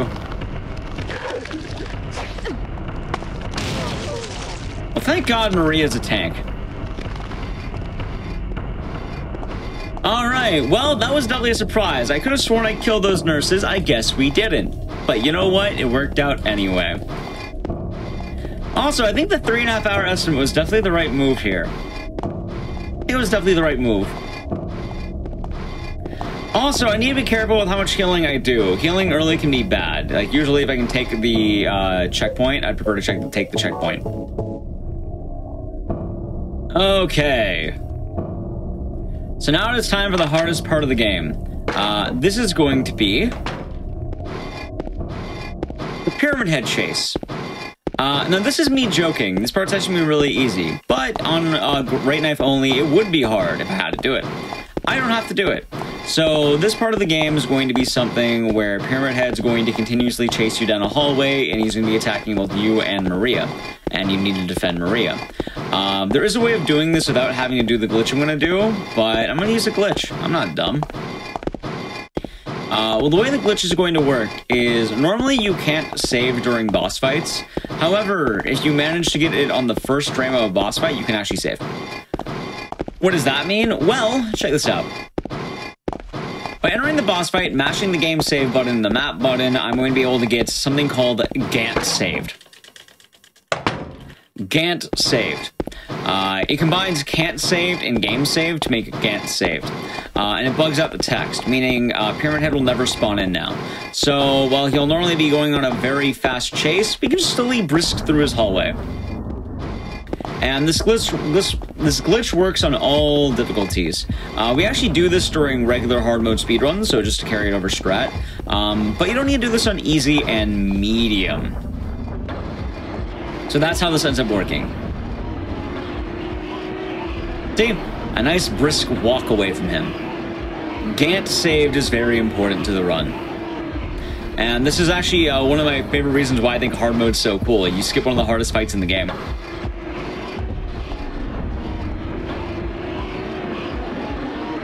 By the way, I found a bug or something. If you try loading back in right here, it ends up breaking. I thought it'd be a fun April Fool's joke for Great Knife only. This is also the only run we have tonight on the show. It's a long one. Alright. Now, one of my favorite parts about this is that it kind of bugs out the game. So normally, like, this part of the game will have a very sad, dramatic cutscene. Let me show it to you.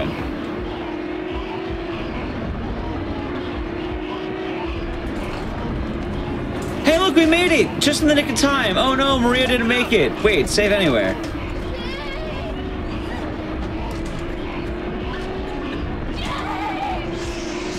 Oh, look, it's name undecided in Forest. Oh no, she died. Wait a minute, what was her name again, everyone? Oh yeah, it was Parking Lot, that's right. Anyway, Parking Lot's now dead. Rest in peace, Parking Lot. She is no longer with us. She can't be taken with us.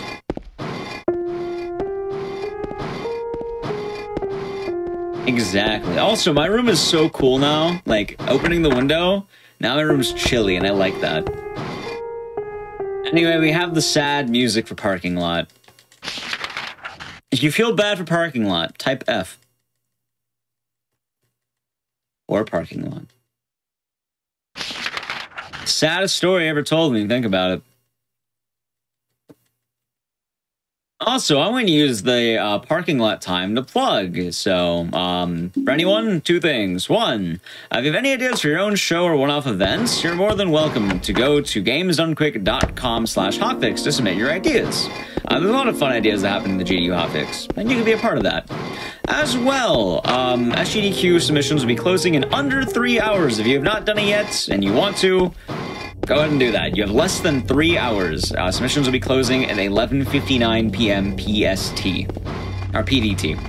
Whatever West Coast time is. So, I cannot encourage you enough to do so.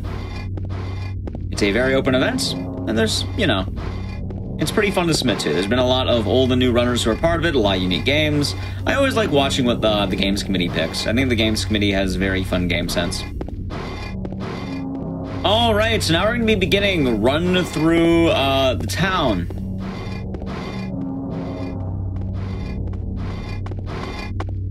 I really want to make sure I avoid getting into fights with nurses, so that's why I'm hugging this wall. But I hear them vastly approaching me. Hopefully they will not. Normally avoiding a nurse is super easy here. However, the nurses actually move faster than me. I actually see one approaching us, and we might need to engage her in combat. Maybe. Although she might be running far away enough to... You know what? She actually won't catch me. She's actually running fast enough to where I can't get her. I'm also going to be taking a minor drop in time to get some safety health, because the more health I have, the better this will be. Well, James also moves just as fast as a parking lot.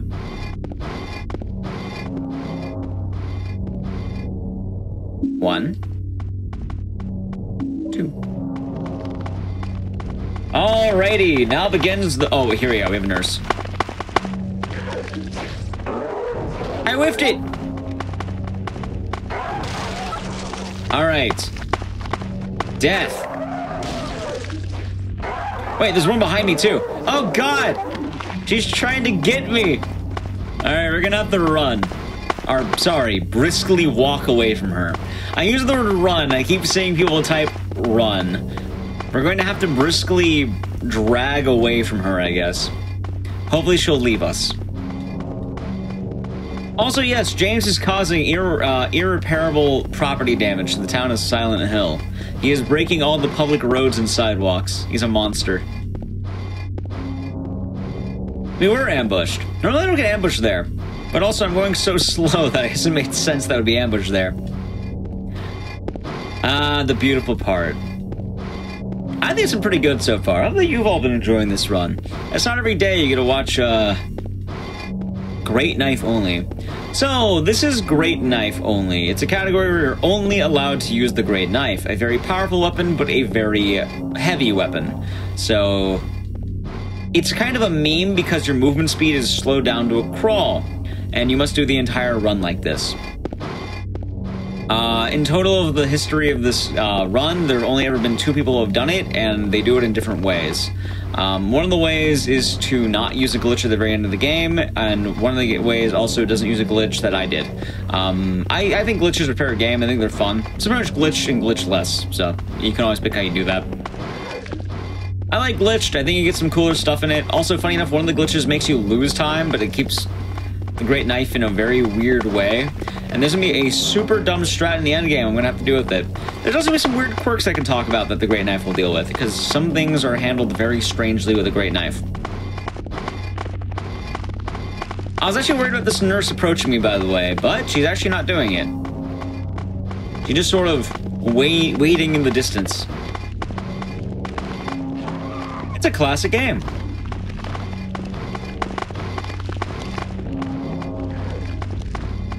Alright, we're almost there. We're almost done. We have in total, oh wait, is she approaching me? I kind of need to approach her, though. I'm kind of worried about this. She's in a weird position. She's just sort of chilling with us. Hey, we made her friend. You see, it's always nicer to walk with friends. You don't need to walk alone sometimes. Having a friend to talk to, walk along with, it can really make the time fly by. And that's what this friend is doing right now. Although she's just sort of chilling there at a distance. Hey, you know, 6 feet apart and all that. You see, they're practicing proper safety. I mean, she is a nurse, so it makes sense she practices proper safety rules.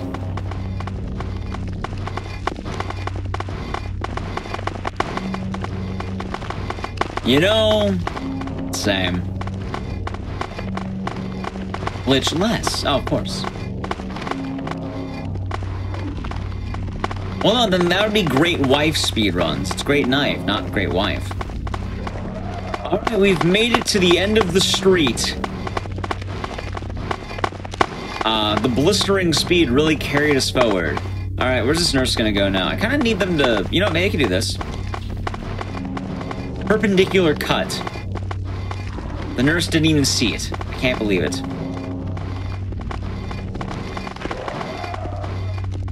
You can't see gaming, and there's not a lot to see. It's just the dark area in front of you. That is this whole section. Now, having the light turned off is actually important, because if I don't have it turned off, then the nurse will come over and beat me with a lead pipe. Now, if you want a man to get beat with a lead pipe, I can turn the light on. Until then, light is off. However, fun fact. For anyone here who's been watching since the very beginning, since the first maybe half hour or so, let's say maybe the first 15 minutes, do you remember a trick I did? I did a very particular trick in this game. I have good news. I have to do it again. So, one of the coolest tricks in the game is that you can skip the plank fight in the very beginning of the run. The plank fight is a fight where you use a plank of wood to defeat a lying figure. This is a tutorial section, and it's kind of meant to teach you melee combat. I skipped it to save a minute and a half normally, but in this would be like, I don't know, like 10 minutes or something. That's good. That cutscene's still in the game, and I need to pass through that area again. So since I never watched it, if I go through there and I don't do the skip again with the blood, yes, that one, I I'll have to watch the cutscene and be locked into it. Now, it is easily fixable, but I don't want to break the game totally because the game can crash. So, I'm going to have to do the skip again. But this time in the dark. So, that's going to be fun. And now we can make it through here. Alright, there's the first of like 4 walking sections during this part. Technically, this is also a walking section, but I hardly count it. You're literally just walking to the other walking section. There's like 3 long street sections, and then there's 1 long stairs. Now we're scraping the knife against metal. You know, I'm surprised James doesn't like break the ground here and fall into the abyss.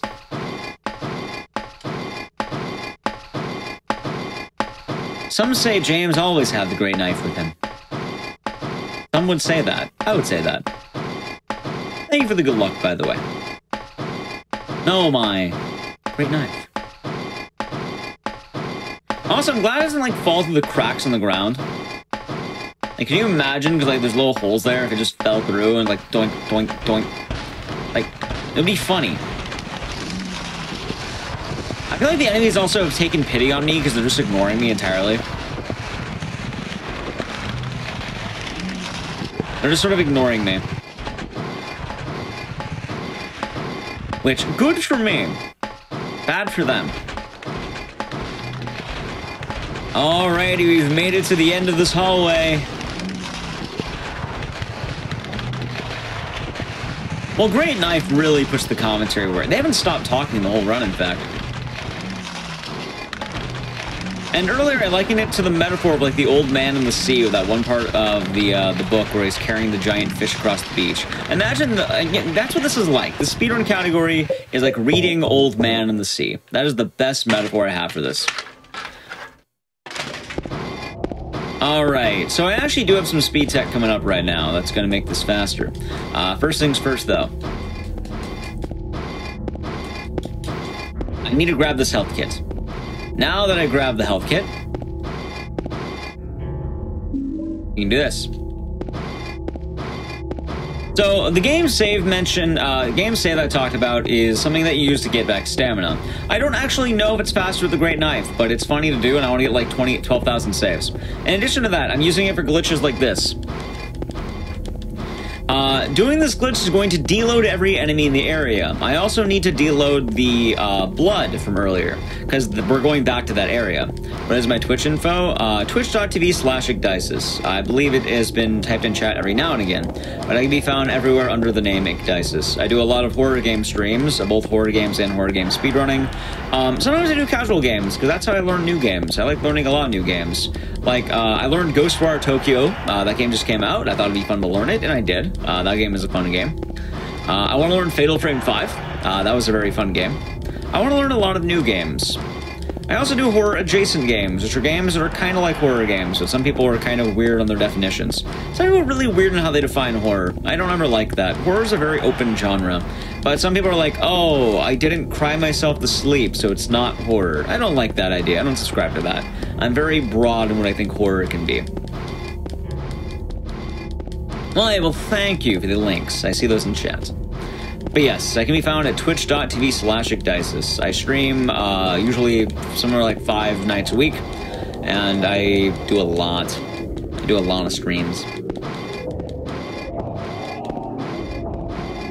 All right, we're almost through the parking lot here. Wait a minute, didn't parking lot die? She did.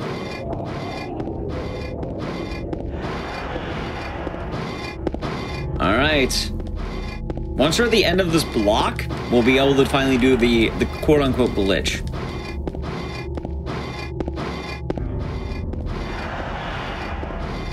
So, I just always like to make fun of people who are like really like serious about horror definitions. It's an open genre. It's a fun genre. Usually, as long as it's intending to try to scare you, unnerve you, disgust you, or miscellaneous bad feelings, it's usually pretty good. Hey, well, thank you.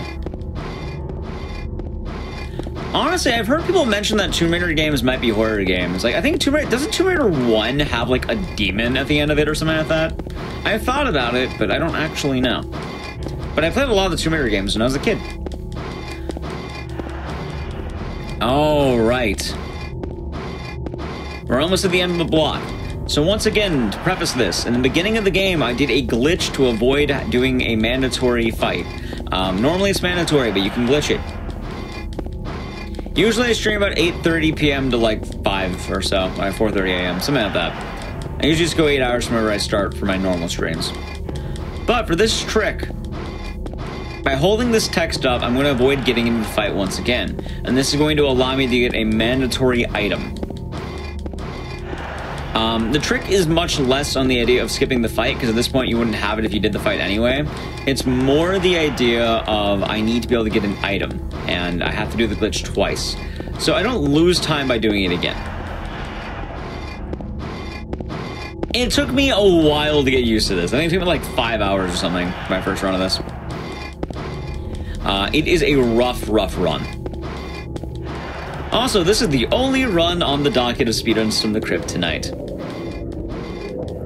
Alright, here we are. Once the camera changes, I have done the glitch. I usually use certain cues to know when I have it completed. Camera change will be the one I use here.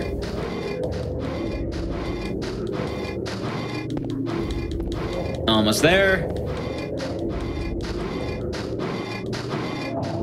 There it is. I like you to see the flashlight bobbing in the background of where James is. Alright, so now that I got the wrench, I will do the trick one more time, and then we may head back.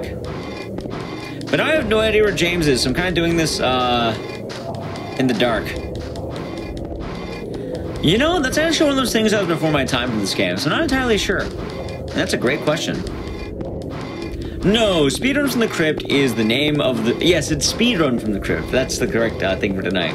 But Speedruns from the Crypt is the bi-weekly horror hotfix show that I run here, where usually I like to show a variety of different horror games with a spooky theme, or just a general theme. Sometimes we just have things that are like loosely tied together. Tonight's is April Fool's. It's April Fool's. Normally, I'd like to really pull out all the stops for April Fool's. Whenever holidays come around, I like to really force the holiday. I love holiday events. It's very fun. My favorite horror game is Silent Hill 2. Not for the Great Knife, but in general. Also, we can't really undrop the text yet, because now I may have passed the area where I would be locked into a cutscene. I don't want to get into fights. Doing this actually deloads all the enemies in the game as well. So by avoiding enemies, that's going to be very good for me. So we're almost there. I mean, yeah, there's a few games I don't do, and there's a few games I don't really want to do, but yeah. It's the 31st. It's April 1st somewhere, as they say. But also, the thing is, it was either do it today or do it on, what's the word? It would be in 2 weeks. So it's either today or in 2 weeks. And in 2 weeks, it would be, let's see. Also, I'll play this one-handed. 2 weeks would be... what day? The 13th. The 13th is not a good time for April Fools. Alright, the light can be turned back on. We've done it. We're back in business. No, I don't have an Arbor Day theme. The next show we have is going to be on the 13th. So, for that, I'm going to have a more regular theme in mind. Well, the next 2 Wednesdays. I'm holding that text line. The text lines are held by mashing the game saved button. So if I keep pushing game saved, I'm going to be able to keep the text up. I dropped it because it's not super important right now. Like, there's enemies, but I can mostly avoid them. So it's not going to be a huge concern for those. But I am just turning the light off when I need to. So that is how it is done. And it has usages throughout the game. We actually use it to skip a few things. Alright, let's see. Might be ahead of pace? I might be, actually. I If I get world record, it doesn't matter, though. It's world record in a meme category that I'm the only runner who does this version, and it's a 1 out of 1 world record. I would be okay either having it or not having it. As long as I'm underestimate, I'm fine. And even then, I made the estimate a question mark, because I don't quite know if I would be underestimates. Or way under, or way over. So that is the case. Oh, there's the mannequin. Okay. Light off. I want to avoid it. Right, but my shows are on Wednesdays. On Wednesdays. A world record is a world record. You see, internally, though, I can say I have the world record for having the best time in a game by a guy named Igdisis. Like, that's why I, like, for very often for world records, like, I enjoy them, but I'm not going to dwell on them. Like, I'm never a huge fan of the idea of, hey, I got world record. I'm the only runner. I always have to make sure if I have a time, I like my time. Well, there you go. I often like to liken myself to a carrot and the stick metaphor, where my role as a speedrunner is called the stick. I like to motivate other runners to beat my times. Because very often, I get a moderately okay time in games, and then better runners come along and then beat my time. And that's good. As well, there's the old adage, jack of all trades, master of none. However, being always much better than a master of one. See, people always forget that in the jack of all trades line. They always forget. It's not jack of all trades, master of none. It's also better than master of one. Thank you. The Great Knife tries very hard to have a beautiful voice here. It's the sound of... whatever the sound is. And they've been a lovely commentator this whole time for us. Oh, they've been talking for 2 hours straight, in fact. It's kind of wild when you think about it. All right, we've now finished the second of 3 long walking sections.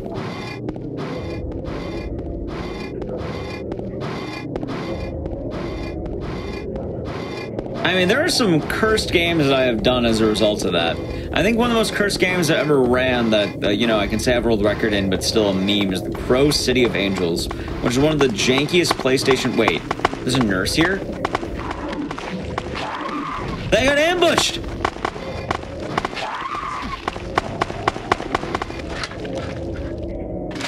Why did they ambush me? What? Or you can find Great Knife at Twitter. I have a proxy account. You can find them at Twitter/Igdisis. Twitter.com/Igdisis. There you go. Story of this game is beautiful.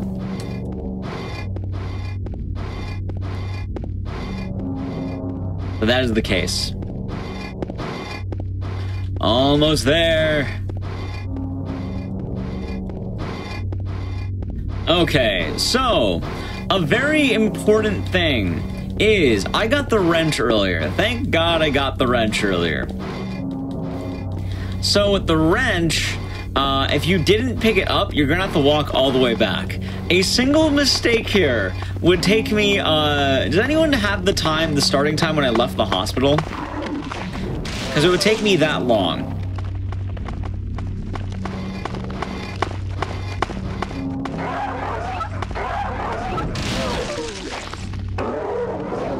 Oh God, I'm being chased. Thank you.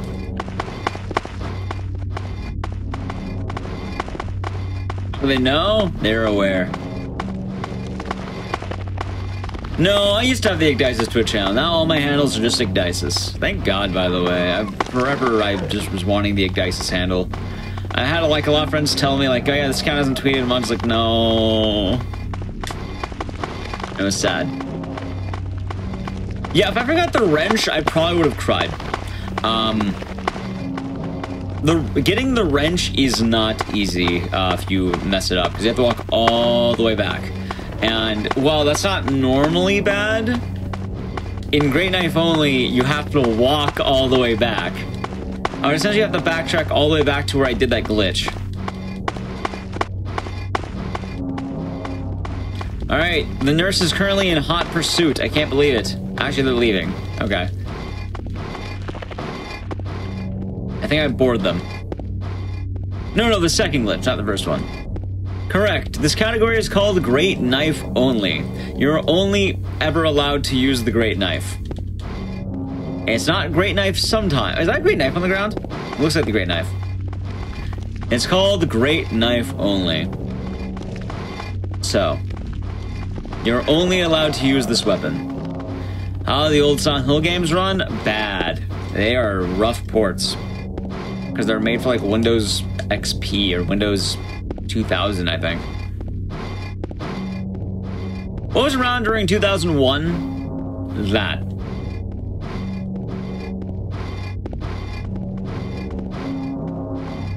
Alright, so now we finally get to do the puzzle. The puzzle here is going to be going to the park and using the wrench on a certain statue. Oh, we might be seeing what happens.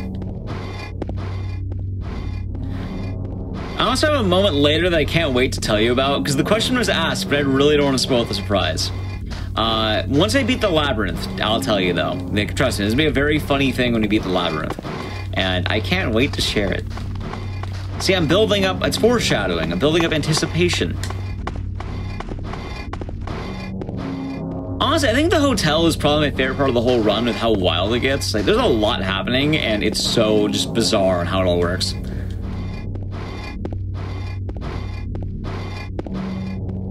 Alrighty. So, now that we're in the park, we can do the mission here. Now, the worst thing you can do while running this game, even just on a regular speedrun, is forgetting the key. Not only do you have to use the wrench, you must also grab the key.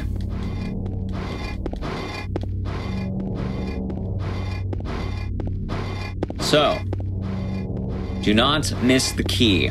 If you miss the key, that is bad. You will have to walk all the way back after going on a long way, just to be told the door locked.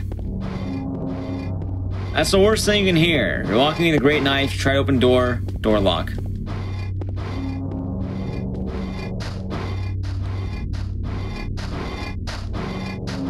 Alright, so we uncover the mound of dirt. And then we may use the wrench. Here we go. What's the most bizarre category in this game beside this one? I've also ran plank only hard mode, where you only use the weakest weapon in the game. Which is the plank of wood. Also, did somebody say Thunder Fury? Oh no, not that. Well, we got the key. We did a good job. Now we may briskly walk to the end. It's gonna be a long walk going down just a long street, so it's a fun time. Also, you see, if this category ever got submitted to a GDQ, you can say, now is a good time for donations, because the whole run is that. Why does this category exist? Masochism. Plank only is really hard for the final boss, and it took me forever to route it in. I actually did a lot of work to route that category, too. Yes, you actually could pick up a second great knife, but we don't need it. But you could grab it. But we're not going to be grabbing it. But in theory, it should be there.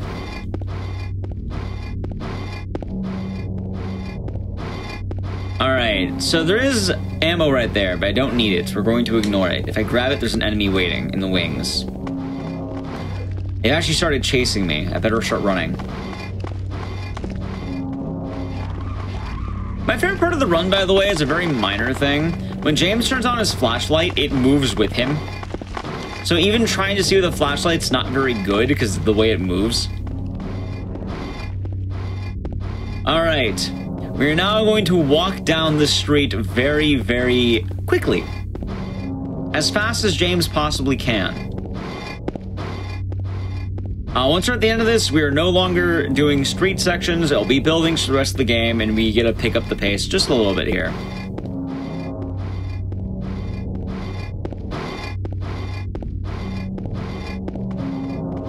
I also hear enemies in the wings. Also, you can look at the ads, like Neighborhood, Espresso. My favorite is the one that says your ad. It's fun. There's also Lakeview Hotel.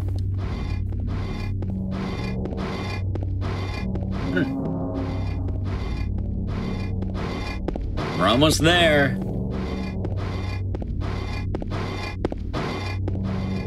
We're going pretty fast. Also, as you can imagine, walking in a perfectly straight line would be the best way of doing this. However, when we're walking for this long, it's kind of hard to hold one direction for 3 hours. So eventually, along with the camera moving, James will start to like glide in like certain directions, so I gotta be careful. No, we don't have Minmo in this game. Also, wait, Pup Time has cats? That's awesome.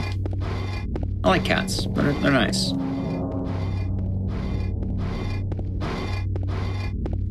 My favorite is... Actually, I don't know. I'm gonna go with Big J, as you can tell, is...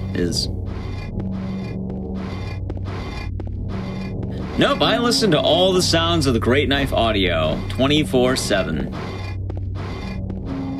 I don't do this run all the time. I usually save it as a special treat, because, as you can imagine, doing a 3.5-hour run involving dragging the Great Knife would certainly be a bit of a brutal task. Can the host ask me a question? Sure. Like, Dices, how was your day? It was good. Thank you. There's the question that I will ask myself.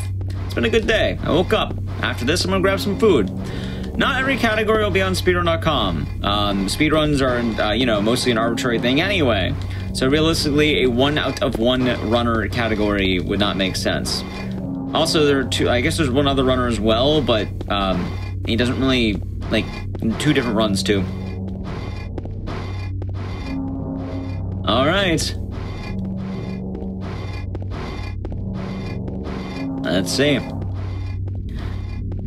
There's the next one. We're almost at the end of the street. By the way, my favorite part is once we get to the actual building, there's gonna be something even dumber to go through. Yep, waking up is a great way to start the day. Although Twitch chat even heard my alarm from my phone, which is kind of funny. I don't normally have to deal with that. But so it be. Alrighty. Move on through. Good. There's the amusement park. I guess it's 3 miles. We're not going to go 3 miles. That is much too far.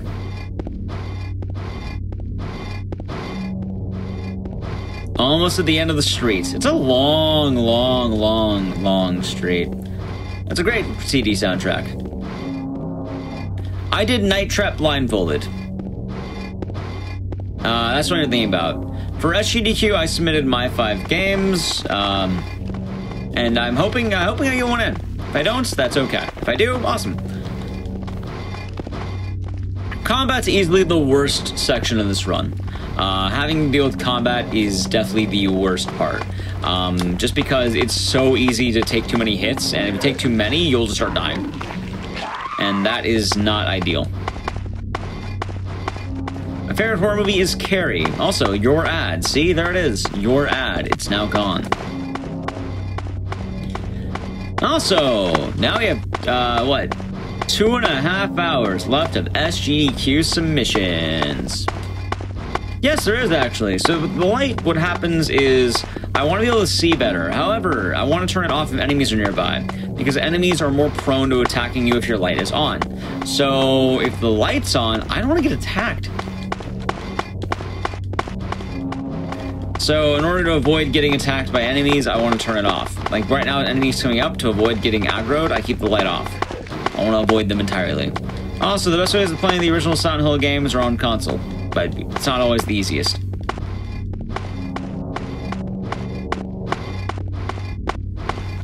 Also, Quiet Cocktails, another name for Silent Hill. The original Carrie. Alright, I think that nurse, by the way, has been following me the whole time, and they haven't drifted, which is kind of wild. They've been just chasing me down. They are actually in hot pursuit once again. How many hot pursuits have I had in this game? A lot, I guess. There's been a lot. God, I can just hear them behind me, too. I really wish I could turn the camera to see them, but I can't unless I turn around, so I'm just gonna take the word for it. Alright, we're in the final parking lot. We've done it. We can now enter the next area of the game, and we're done with the long, long walking section. That's why we don't get an enemy right at the end, by the way. I did not know that there was a Carrie musical. That sounds hilarious. And also kind of sad. Alright, if I forgot the key, I'll cry. Yay, we've gotten the key. We are now safe and good to go. It's kind of funny because a lot of these rooms aren't all that long because the rooms are pretty short in general. But now I get to pull a Super Mario 64 and walk down some really long stairs. I really like the way they did these stairs, by the way, because the way they made the stairs is that the stairs are not endless. The stairs are super long. So, you thought we're done walking? Nope, now it is time for the long stairs. I don't know how long these stairs take, but they take a while. These are the long stairs, not the short stairs, the long stairs. This is how James is so ripped at the end, by carrying the great knife down the stairs. Also, I am going to hold forward on that, because that should work. I'll have to do that, it makes sense. I gotta clear my alerts during this time. It makes sense too.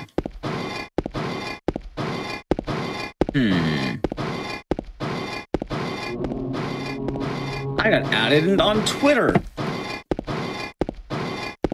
Now you gotta wait. It's time to... Well, the whole run can be really summarized as it's a great time to read some donations. These are the long stairs, yes. These are the very, very long stairs. Now, I should have actually looked at the timer when we started climbing the stairs to see how long it takes us to go down. It might be.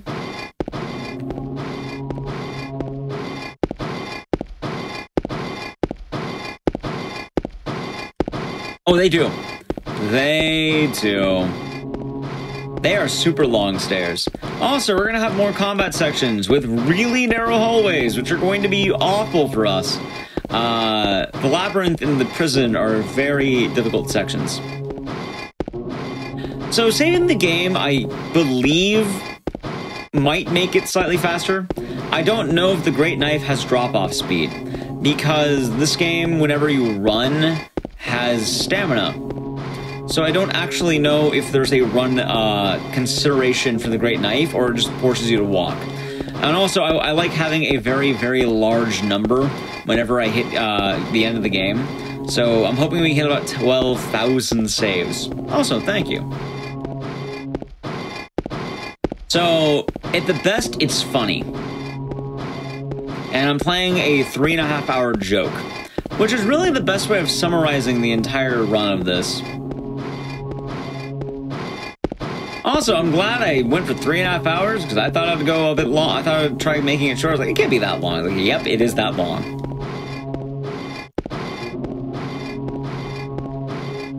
Alright, we're almost there. God, it really is a good question of how long it takes James to walk down. Also, James has destroyed the staircase. It'll never be usable again. This time without the Great Knife? Oh, I'm pretty good at the runs, barring that. For hard mode, I have a 4510 or 4502, I think. I haven't submitted that one, though.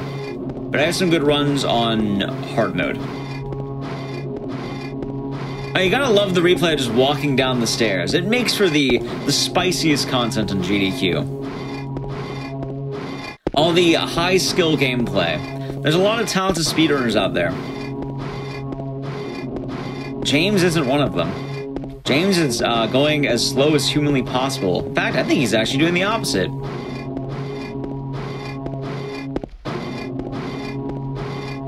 Alright, we finally made it to the bottom. There it is. We made it.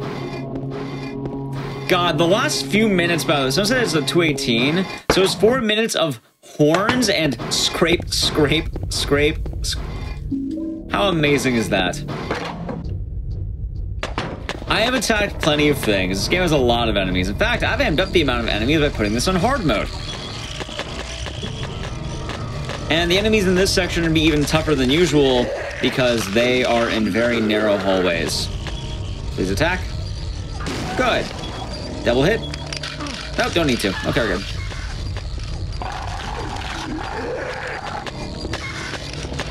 All right, and now it is time for the greatest enemy. We're going to be fighting the well. There's usually a puzzle here where you get trapped in a well and you need to break a wall, but I have a great knife, so... Bam! It's broken. I feel like James may as well have broken the entirety of the well at that point, right?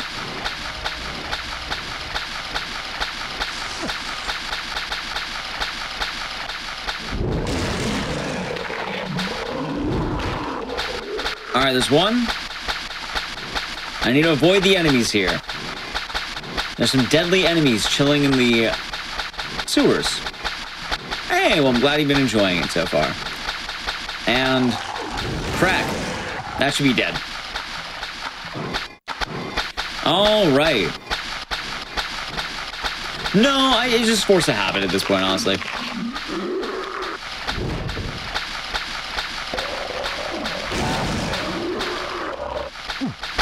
That's fine.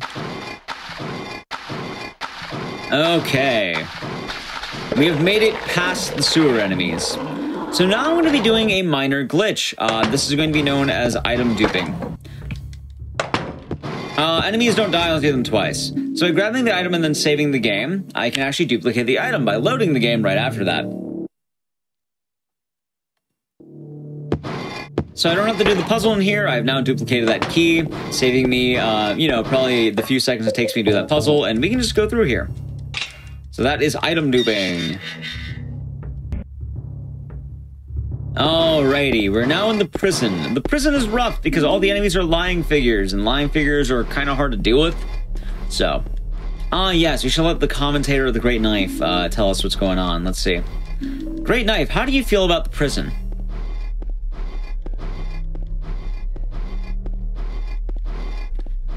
I don't think he's the sharpest commentator. I'd be a little bit dull if you think about it.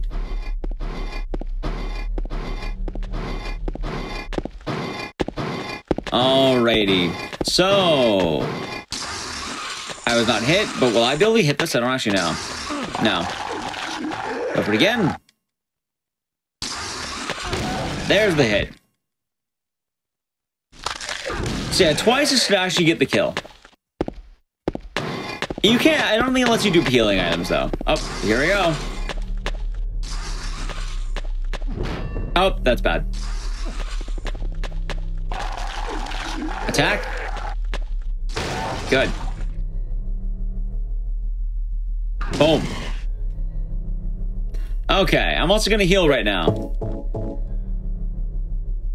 Right? The Great Knife's been saying the same thing for like almost 2.5 hours.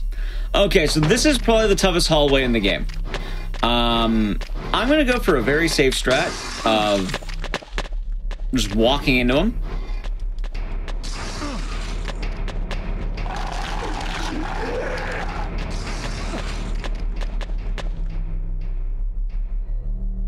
There we go, we did it. Wow. What's your favorite block of GDQ? Horror block. Very easily the horror block.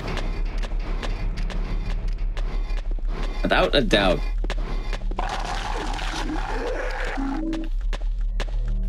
And then I'm trapped.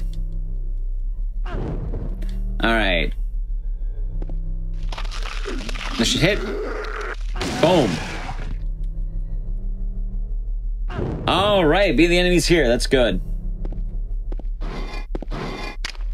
Okay, so this is why this room is so difficult, because the Great Knife swings will always bounce off walls on accident, so just trying to get an attack on that one enemy is such a pain.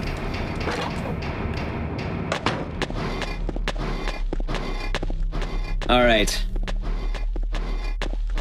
It's a very claustrophobic area, which does not help us out here. Let me get into speedrunning. I was an IT guy who watched speedruns at work. I had a coworker who liked watching it, so I was like, why not? Okay, and chop. Not chop. Chop. Double chop? Oh, no, that's fine.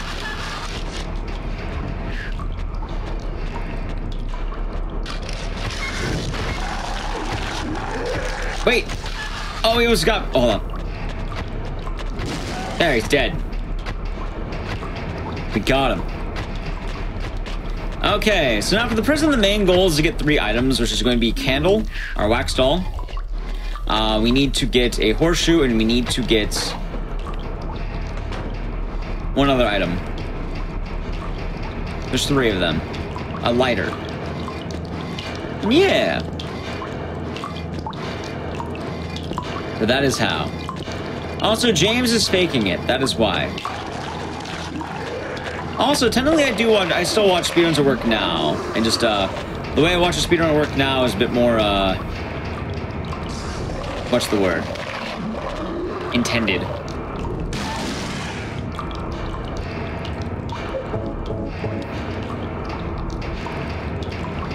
I do not stream on days where I do... What's the word? Speedruns from the Crypt. I like to focus on the show. I pronounce my name, Ekdisis. Alrighty. Now I can continue to move. Well, he is faking it. Look at him. This knife is very light. He's being a drama queen.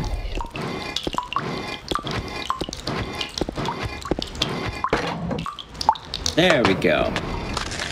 Wait, there's another one alive? He is.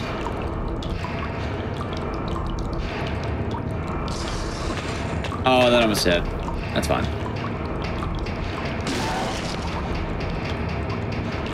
Alright, that works. Wait, he died. Working on Speedruns from the Crypt?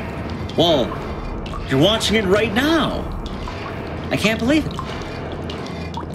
You can also watch it on YouTube. We have YouTube at youtube.com/gamesdonequick. And the GDQ YouTube has a lot of the different VODs of a variety of things. Alrighty, there we go. It is a fun category.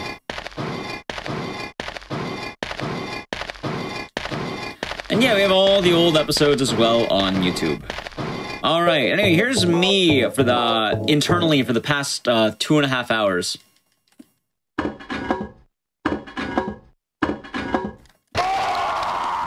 I just what's going on inside is that. So, for Hotfix, I am the showrunner of Speedruns from the Crypt. I plan out the show, so every show is a show of my design for this one. And there's also a bunch of different showrunners for different hotfixes. So the one before ours, our partner show, I think the official phrase of the sister show is Bargain Bin. And there's a lot of GDQ hotfix shows throughout the week, which you can find more information on that. I want to say at it's gamesdonequick.com/hotfix. So there's that. And we have a lot of different things. So like horror games, Speedruns from the Crypt is great. If you like, you know, bargains and games you can get for cheap, Bargain Bin's good. There's also a lot of different varieties of content. So that is the best way of describing that. And then for mainline events, the GDQ games list for AGDQ and SGDQ are decided by something called the Games Committee. The Games Committee is a panel of GDQ staff who ultimately are just deciding what games they want to be in the marathon. They try to craft a very balanced schedule based on a variety of genres, games, and the like. So that is the best way I can describe it. And I hope that gets the point across for that. Also, I'm going to try taking a safety strat. I might take some damage. I'm going to try it. Because it's too good to pass up.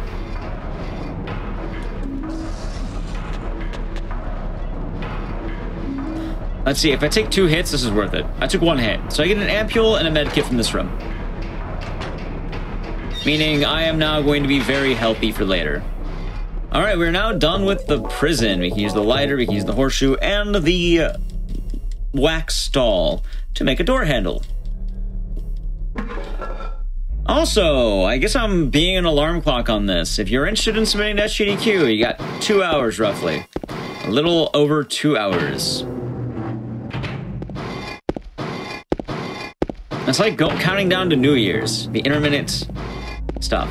Also, we're about to hit the one of the fastest parts of Great Knife Only. This is going to be the only part of the run that's just as fast as a regular speedrun. Are you ready?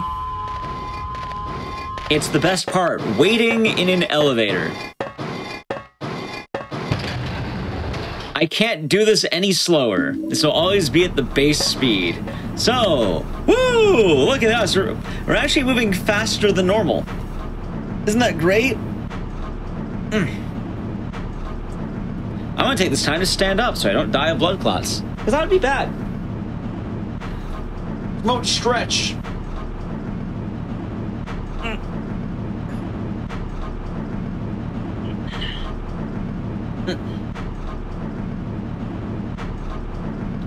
There we go. That was a good stretch. Very good stretch.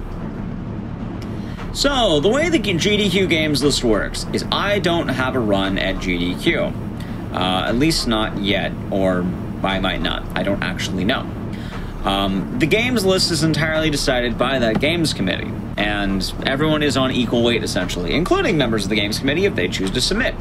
It's a very fair process, and there's no guarantee that anyone ever gets a run, even your favorite speedrunners. That's actually why I like GDQ so much. I am very much believe in the idea that anyone can be a runner at GDQ. You don't have to be a part of a, so to speak, boys club. If you want to be a runner at GDQ, I highly encourage you to submit. This isn't a thing that's like, oh, I'm not super popular as a streamer. You don't have to be. Also, am I going to get this? No, a little bit more. Oh, God.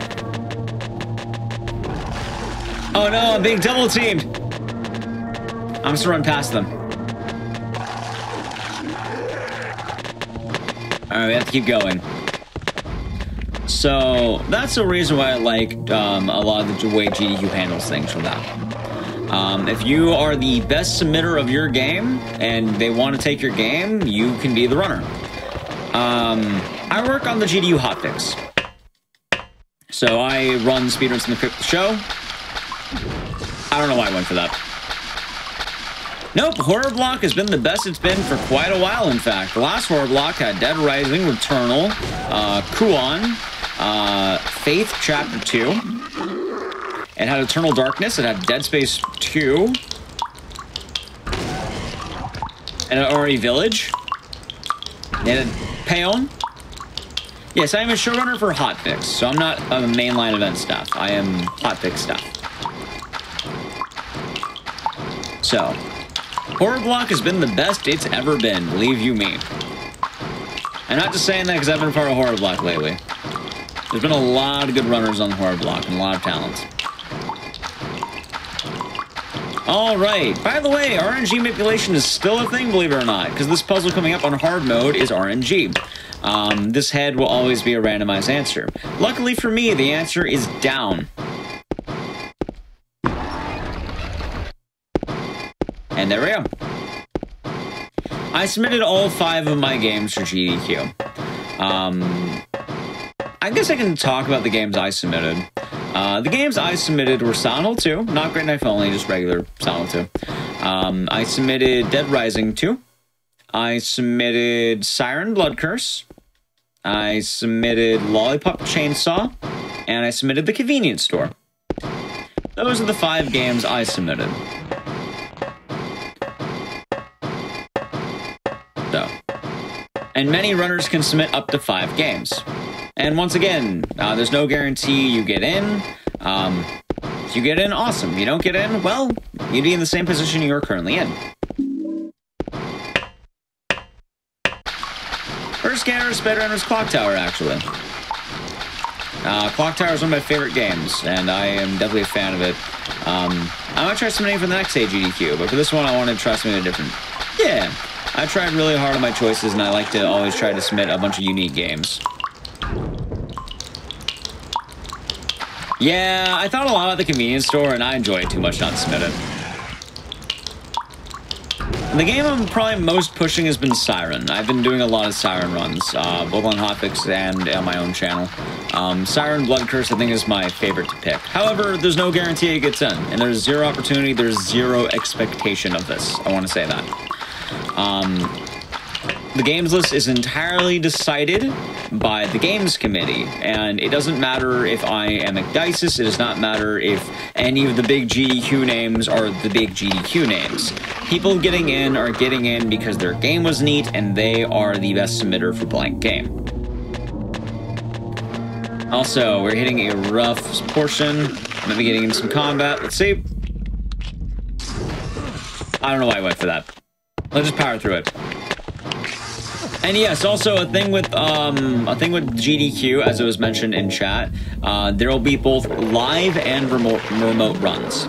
So some runs will be remote. I don't know how they're doing that exactly, but there will be at least a few remote runs, and then they'll also be having live events, unless things go south. At that point, then I think it'll entirely be remotely. So if you aren't able to go to an event, you can submit remotely, and we'll see what happens. So, the Great Knife can actually be gotten in the Labyrinth, but I got it through a hacked file because I wanted to start off with it from the beginning of the game. Because this is a meme category, we move very, very, very slowly. Also, God, he's walking so fast! He's taking 1,000 steps per second, I can't believe it. What a guy. What a guy.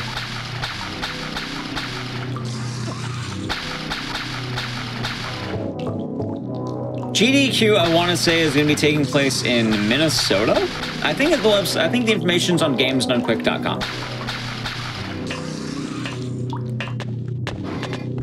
I don't know exactly. I don't think they announced an exact location. I just want to say it is Minnesota, but I could be wrong.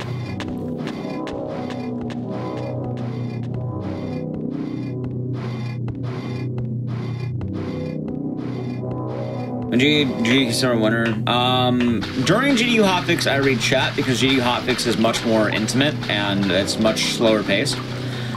During mainline events, I don't have chat open. During mainline events, you would be on a stage, you would be, you'd be a lot busier. You wouldn't really have time to read chat for a mainline event. Also, chat would be flying by, like, very quite frequently. So.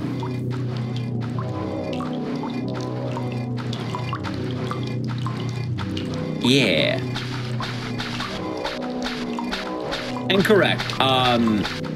Hotfix and mainline staff are two different teams. Hotfix is the team that puts behind the GDQ Hotfix shows, so Speedruns From the Crypt, Bargain Bin, shows like that.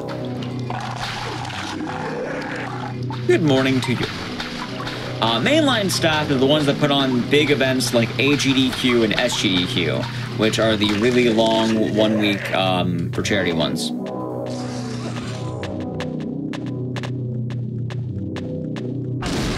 Nerve-wracking. I haven't done a on-stage run since Nightcry, which has been my only real one at a GDQ event. I did do one at GDQX 2018. I did feel pretty nervous for that, but I would say doing an in-person GDQ run was very nerve-wracking, actually. It was not something I was really expecting, although that was also pretty early into my streaming career, so I don't actually know how I'm doing these days. So, after I did Nightcry, I was pretty terrified. Let's just go with that.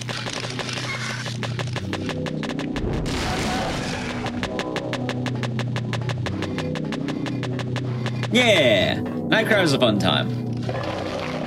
Also, a lot of the information on Hotfix is being shared in chat by, Richard.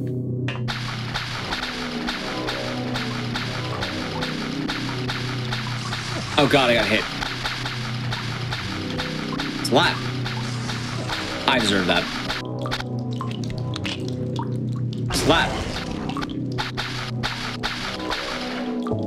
I think he's trying to ram me. ID side is on your couch. Runners get to pick their couch entirely. So it's whoever the runners want on the couch, up to 3 people. Hotfix rules are the same thing. People who do GDQ Hotfix runs also get up to 3 mics.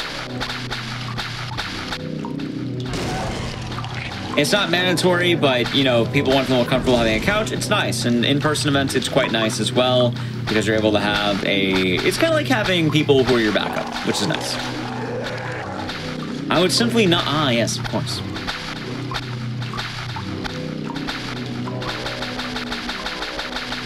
Oh, I hear someone walking. Alright, the labyrinths are going good so far. A lot of the enemy fights have been pretty well. And nice. No, so the Great Knife is a weapon that you unlock by finding it throughout the game. And it is considered to be one of the strongest weapons in the game. However, the drawback is that it's very, very, very slow. So for the meme category here for April Fools, we're doing Great Knife only. So while we do have great power, we have very slow speed. The best way of learning about GDQ, I want to say, would probably be from the GamesDoneQuick.com site. I want to say a lot of the messages are on there. The mainline events are to help raise money for charity, while the hotfix is more just a kind of a sharing of speedrunning showcases.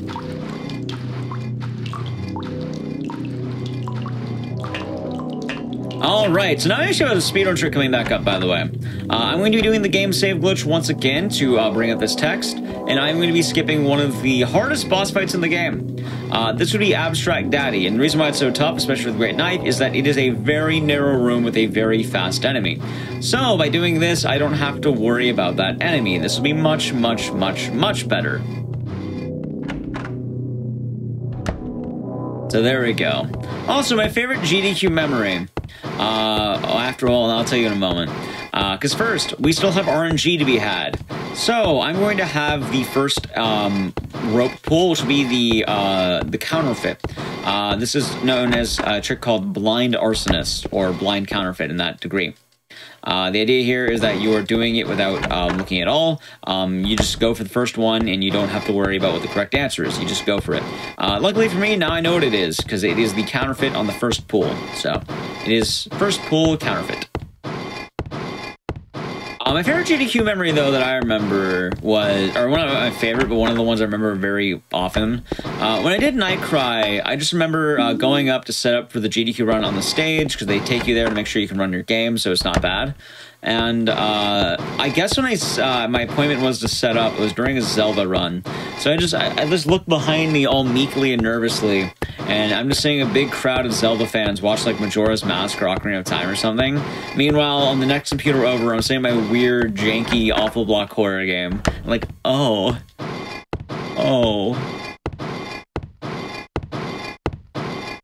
And it was certainly a mood. Alrighty, we're actually doing pretty good. We're making great time, and we're nearing the ending levels of the game. We're almost done with the labyrinth. And once you get to the hotel, we're in the home stretch. We're actually doing pretty good. A good pace for this run. But also, we're going to finally find out what happened to parking lot. The whole mission of the labyrinth is meet back up with parking lot. We don't know what happened to her, so let's go figure that out. So there we go. Beautiful, by the way. Look at James move through the labyrinth. The labyrinth just flew by the way. This is a very good section of the run. Normally, the labyrinth probably leads to more getting stuck, but no, we didn't get stuck too much here. Alright, we can finally find out what happened to Maria. And... she's dead. We took too long. If only we could move faster. But the Great Knife got in our way. What's the record for this category? I don't know. It's like 330 something. That's something I have. Did I find the game Night Trap? I just knew about it. I don't remember. I heard about it.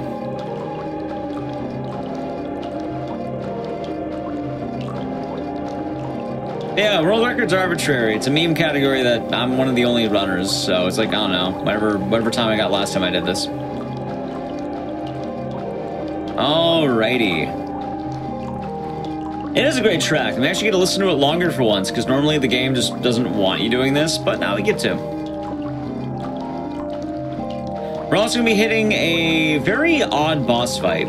The reason why I'd say it's odd is because these bosses coming up, I normally fight with the Great Knife. So you're going to be noticing me doing strats that are so much better than what I've been doing. Because now I know what I'm doing, because this is what we do on hard mode regularly. So it's not going to be a problem whatsoever. While I'm in the graveyard as well, before I go into the final grave to go to the boss fight, I'm going to be saving the game. And I am going to be grabbing an ampule. That's right on this grave. A lot of resources. It's probably a boss fight, right? Alrighty. So, we're about to hit the Eddie boss fight. The Eddie boss fight's a fun time.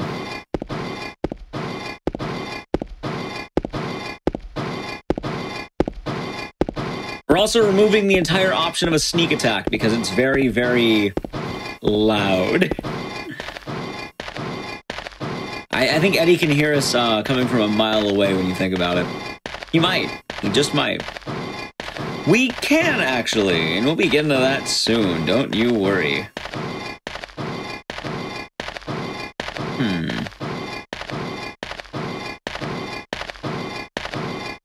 That's a nice time. It's a very nice time. Alright, so the Eddie boss fight is a two-phase fight, and it's actually one of my favorite fights in the game. It's going to be a lot of fun. Also, after the Eddie boss fight, I finally get to tell you that one surprise I've been holding on for like hours now, because I am so happy to tell you how dumb this game is sometimes, or how great it is. Hey! Windows, no, I don't want to set up. Windows told me they want to finish setting up. What do you mean finish setting up? My computer's already set up. I guess not. By the way, if I die to Eddie, I have to do this walk all over again. So let's not die to Eddie. Because you can't save while in here. Can't save. Alrighty, time for the Eddie fight. Let's go. Yes, Eddie will be the one of the endgame bosses. Eddie's gonna be a tough fight for a few reasons. Also, I'm gonna close out Windows Alert really quick. 1 moment. Dismiss that. There we go.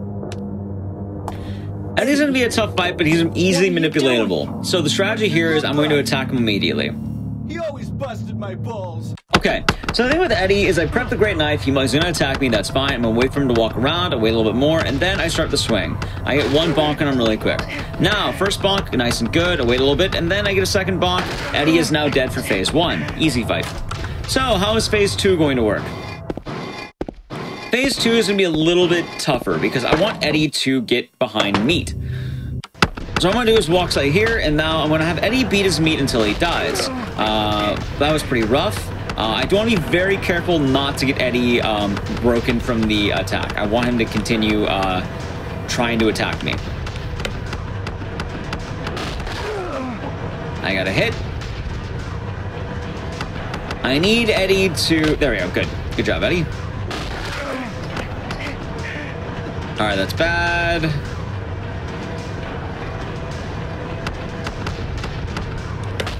Good.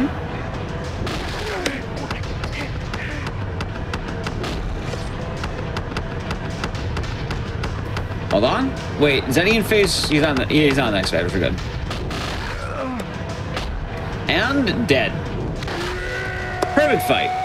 So Eddie dies because we got a bunch of great knife swings onto him. Also, now I can heal once again, and that was the Eddie fight. So normally you just want him beating his meat, but that way I was able to get the great knife swings. And it was a little bit dicey, but we got it. Now, time for my favorite part. So, we have the boat section. And the boat section, it's a boat. This isn't pre-recorded, it's live. Chat is pre-recorded, though. So, how does the boat work with the Great Knife? The boat speed is based off player movement speed. So, however fast the player's moving, that's how fast the boat goes. This translates exactly how you think it does. And this is what I've been waiting to tell you. What does that mean? Well, normally you'd have to take the boat and sail across the lake to go to the hotel. I'm moving at the speed of the Great Knife, and I'm not allowed to unequip the Great Knife. So James is going to use the great knife as oars on this boat, and the boat speed will be the same speed as the great knife. It's going to be very, very slow. And it's one of the weirdest decisions I've ever seen in any game. Like, you might wonder, doesn't the boat normally go faster? It does, if you're not having the great knife out.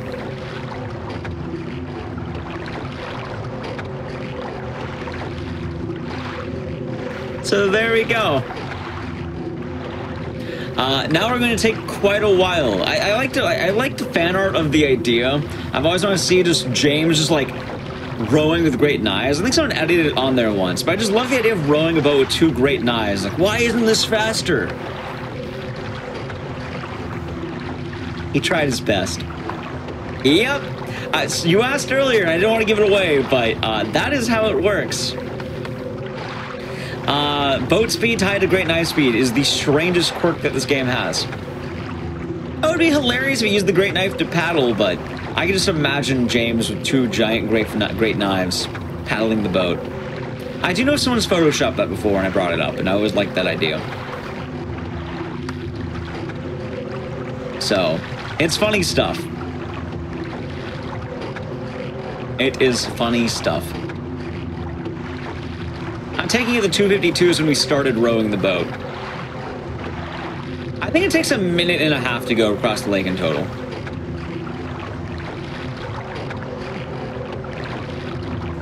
There we go, we've done it. Alright, it's not super long, but it definitely still takes time. Another question was also asked, by the way, and that question was, does the hotel out of bounds still work? Yes, and you actually lose time by doing it. Because normally you would have a moment where you get rid of the great knife, you get rid of all your weapons, and you have to put them on a shelf. Now, getting rid of my items would be faster. I don't want to do that. So I'm going to do instead... Is this? Any questions, Streamer? Yeah, Mr. Streamer, where can I find your information on Twitch and Twitter? You can find it at twitch.tv/Ecdysis. There you go. And Twitter at Ecdysis. My question's a plug to myself. I can't believe it. He's plugging himself. Stop him. The boat will take about maybe 50 seconds if you're not dragging the great knife behind you. What a first speedrun to watch. Imagine trying to get into the hobby of speedrunning, and the first one you watch is someone dragging a great knife for 3.5 hours. Well, it's funny because we still have the great knife because we're moving at great knife speed. We just don't physically have the great knife. Alright, so I'm going to show you a very, very, very dumb glitch. Because like I said, normally you'd want to go to the hotel elevator, get rid of all your items, and then you can start running, which would make us really fast. But obviously that wouldn't be very good for us, would it? It wouldn't be good for speed running. Because then we lose the great knife. And this is called the great knife only. It's not called the great knife sometimes, it's called the great knife only. Nope, this is the PC version. Also, attack!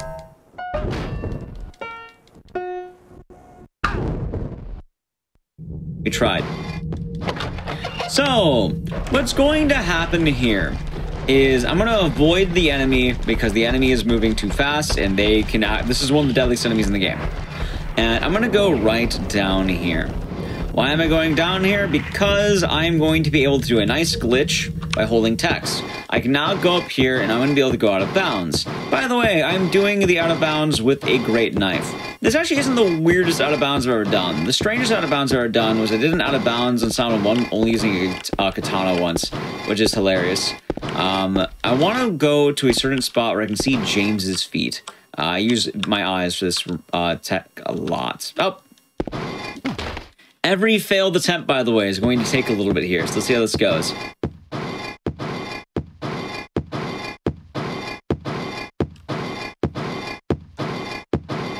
You know, I could also do the other way. Wait, did I get that? No, I was close. Hold on, I might be able to get this. Let me try using a controller. It might be a little bit easier. But yeah, so I have to do an entire out-of-bounds trick only using the great knife. And let me see if I can land it.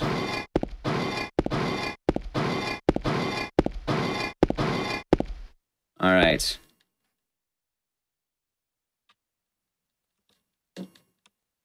Not there. More. Damn. I speedrun all the Clock Tower games. I am the Clock Tower guy. My speedrun.com flow file has every single game I've ever ran. Hold on. This tech is very difficult using the Great Knife, as you can imagine.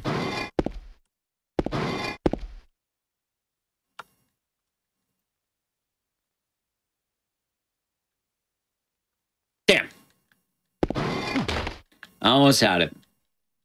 This might take a few tries. This is another reason why it takes a bit. Oh, there's another method. I'm gonna try the other method really quick. There's two methods of doing this.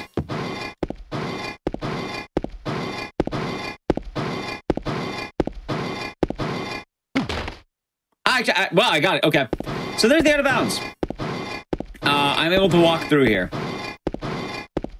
And now I'm going out of bounds. Going out of bounds is going to be very fun.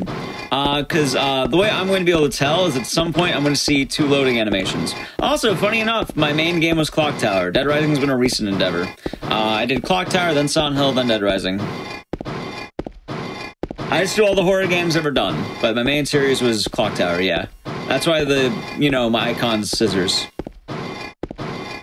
So, we're going out of bounds right now, and this allows me to prevent getting rid of all my items in an elevator, because an elevator normally has weight. So I'm going to send James to the void. And I'm going to be holding up the entire time on my keyboard.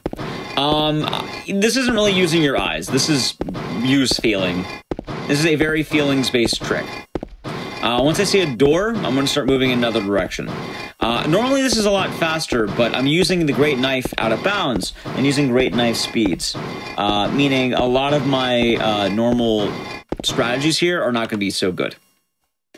I also need both headsets in because I'm going to be very particular in my audio. I need to just... Once you hear the sound of the Great Knife going, you know you got it.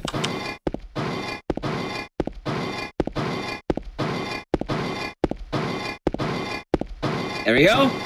And...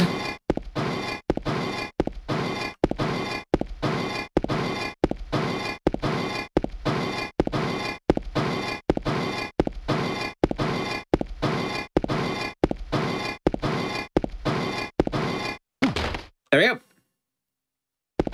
We did it. That is the out of bounds. Perfect. That's the trick. It prevents me from having to get rid of the Great Knife, meaning that's better for the category. It is faster in general. I don't think it's faster for Great Knife only because it would be better to not have to walk that far. But it's certainly funnier. So there is that. No, I just want to do the Great Knife run because I heard it as an idea done. I thought it was hilarious. So that is how the hotel out of bounds works. And normally it's a lot faster. It is way faster. That way it works quite well. Hope you enjoy that trick. At this point, we're actually getting pretty near the end of the run, too. So it's going quite well. We need to grab 3, music boxes, and that's going to be the main puzzle of this area. It has been a pretty good run so far, I'd say. Maybe at 3:30? Probably. And we're near the end of the game. Hotel's the last level in the game. Once you're here, it goes a lot faster. I'm probably expecting it that's why 3:30 question mark. Because it can either be 3:20 or 3:40, and I don't really know which one. But we'll see. Almost down. We also still have enemies to deal with. I think I might just tank them. Wait, I can just attack. I got hit. Dead. God, I just love, the whole sound it makes, too. It's so fun. Just... out of the way, you. Don't slap me.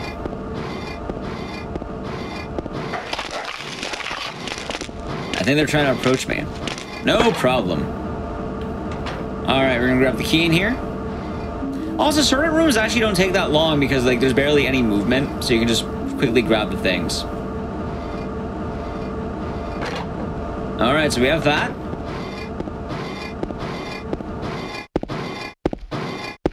I think the enemies are going to start marching together. Attack!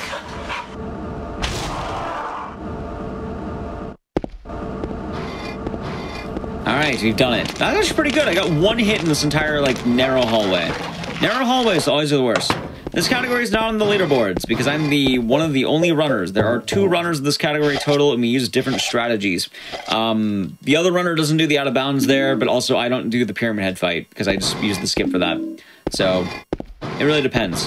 There's not really a definitive run of this. It's more of just a general meme.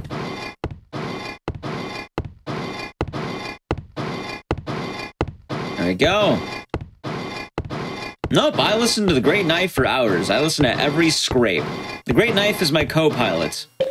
I almost unequipped it. That would have invalidated the run. I can't believe it, chat. We would have invalidated the entire run right there. Who would have ever guessed?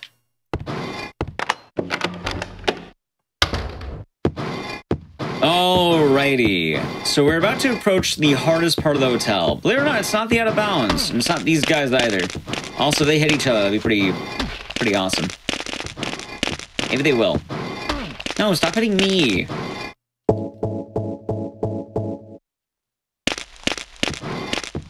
But I feel like I don't like the Great Knife on Heelys because it invalidates the point of it. You're supposed to go slow. And it's supposed to be a very tedious and painful process. If we went fast, it wouldn't be Great Knife only. Alright, we're almost to the top. And now we're going to be having one of the worst parts of the run. I'm saying this because that bed enemy is fast, they hit hard, and there's just a lot of general tomfoolery that can happen with that. So what does that mean for us? It means I might die if I'm not careful. Probably, we're not going to be placing any models. I need to make sure I have plenty of health, though. So, this is one of those areas that can go really well or really bad. We might be hitting some reloads here. It's okay. I need to be very, very careful. So, there's going to be 2 beds. I need to kill both of them. Normally... Wait, I got it. Oh, we got one. Hold on.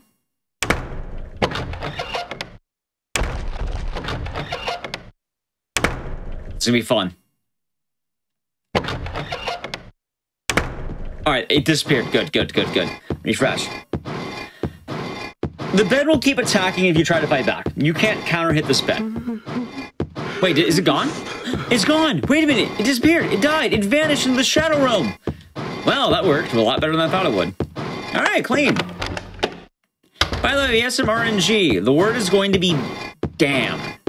As in, damn, I can't believe I've been watching a guy drag a Great Knife for 3 hours.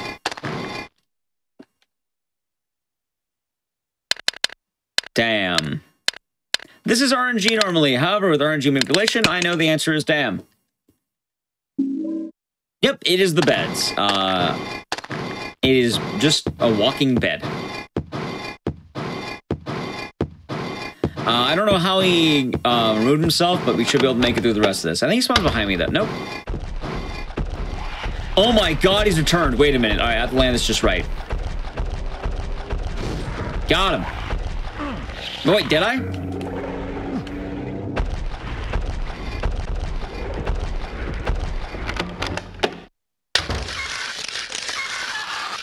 Hold on.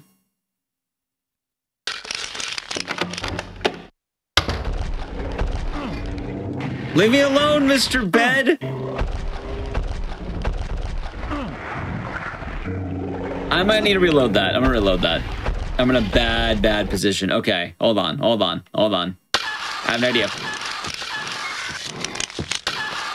I didn't know you would spawn in this room. Oh my god, wait, I didn't spawn in this room again. Oh god, I'm in a bad spot.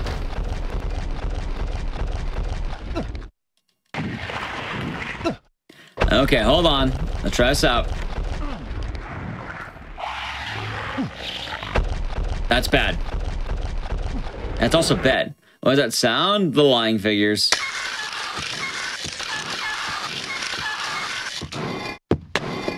Okay. Run's not exactly dead, but it's not going very well. Oh, Lord. Okay, so I can't go through the bed. This is why I mentioned it's a hard section. All right, I have a very bad spot right now, but I have an idea.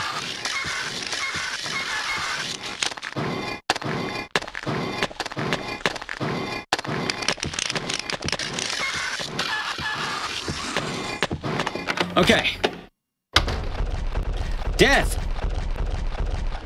Oh my God, that didn't work. You know what? I have a better idea. Hold on. I have an idea. I have a better idea. I have a better idea. This would be a dumb idea, but it might work.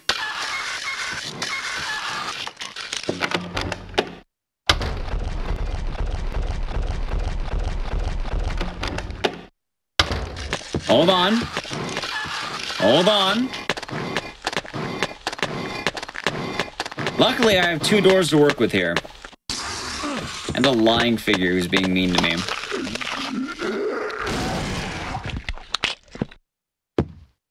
Okay. Let's try this out really quick. Go, go, go! All right. We did it! God. All right, so the flashlight has enemy aggro. So enemies are more or less likely to attack based on light. If you have more light, more likely to attack. Less light, less likely. Okay, that was rough. That was really, really rough. I can't believe that actually happened. But we did it. We passed the bed. You know, it's a void that we'll never be able to truly fill. We'll never truly be able to fill the void of not having the great knife scraping. And we had it, though. I had that idea. Had a feeling it would work. Had a feeling. Okay. Now we get to do the music puzzle, which I just put the farthest one in each time.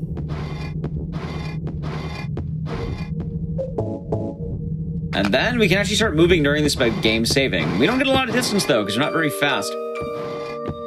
Boom, boo, doo, doo, doo, doom. All right, time for the finale here.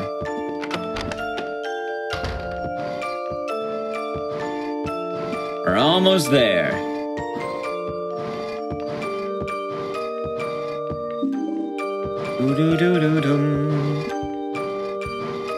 We're also going to find out the big twist of the game. If you've never played this game, there's a story twist coming up. We actually might get a really good time. We're approaching the end game. The end game is actually not that... It's not really a lot of walking. All right. Let's see how it goes. Like, you'll be able to see what I'm talking about. Like, these rooms are like this long to where it's like a brisk walk at most. So they're all pretty short.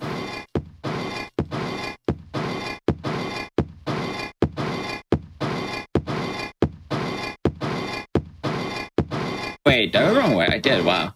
I always thought it was 2 doors. Wait, it's always been 1? I guess it has. I run every single Silent Hill game, yes. I got into speedrunning because I watched speedruns at work. Because I had a coworker who put them on. Oh, videotape. Yep. All right, there's the big plot twist. Our knife isn't so great. That's what we learned. All right, so now we're in the finale. What's going to happen now is going to be a lot of walking at the very end. Well, this is a very strange way of getting into this game, because we're moving at very, very, very slow speeds. This is the Speedruns from the Crypt April Fool's special, where I'm doing an absolutely meme run. So that. Hardest run is Homecoming. Or 3 if you do the glitches.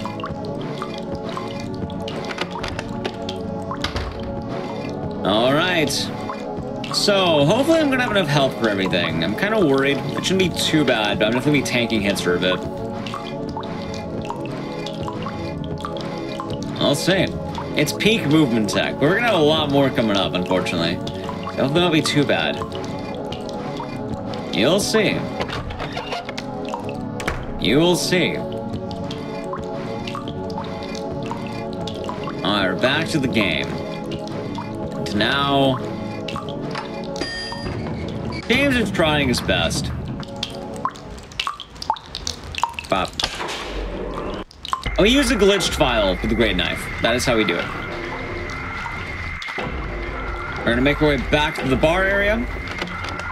It's kind of just walking to the final boss. It's actually really close. I managed to get it 320, actually, because right now we're like, what, 313? Something like that? I will probably end up getting it.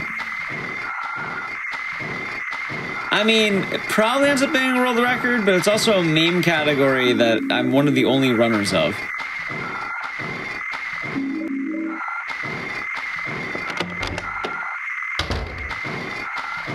Alright, as well, I like taking the med kit right here. It's gonna be safe.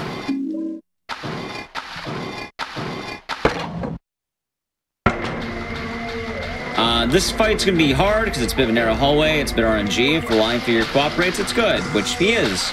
Good job, line figure, but now he's chasing us. I do like the fact that we're able to enjoy a lot more of the ambience of the game this way. Because we're not just avoiding some of the coolest rooms, we're just having to actually go through them.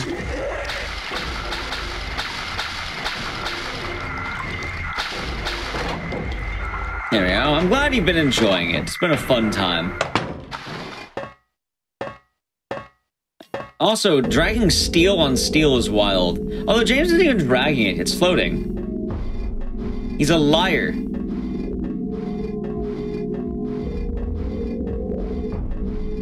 Alrighty, we're almost on the final Pyramid Head fight. Funny enough, once we get to the actual, like, Pyramid Head fight, like, it's very straightforward, because I've already done that with the Great Knife only. But we will be having a unique strat for that, because I haven't really talked about this yet, but I've been playing the game on something called directional controls. Directional is a way of saying... I don't know what fell, but something fell. I'll get it later. It's a way of saying, hey, I can do a quick turn on a dime if I want to. So watch, I can do a quick turn, like that. I mean, quick as a quick can be. So, that's good. However, there's going to be something unique coming up. Because the boss fight strat for Pyramid Head only works on tank controls. Meaning, if I want to properly fight him, I'm going to have to be on tank controls. Which is going to be strange. Also, this guy's just like dancing near me. Strange guy.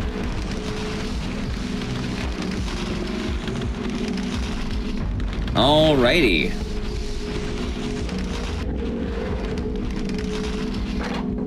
So, I'm going to heal myself before going into this fight. Let's use 2 of these. Here we are. This is the Pyramid Head fight. I've taken their great knife and now they're angry with me. So what I'm going to be doing is walking into this corner. I can take one more hit and then I'll use an ampule. It's a lot of me just kind of eating stabs. I'm going to be turning around. So now I am swapping over to tank controls. No, these things are only in Silent 2. And by going to tank controls, I can do this for the Pyramid Head fight. The Great Knife is actually very good against these two. It does an immense amount of damage, and I can infinitely combo them by doing this. This is the same strategy we do on hard mode.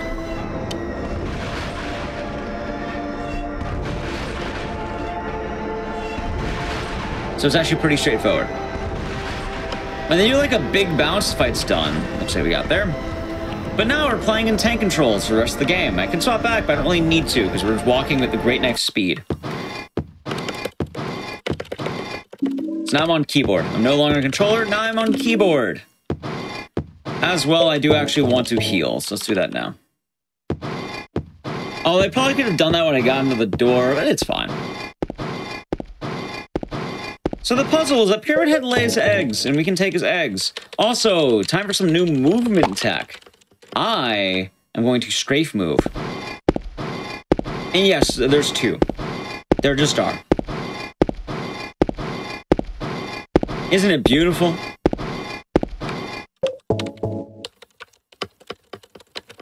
The strafe move.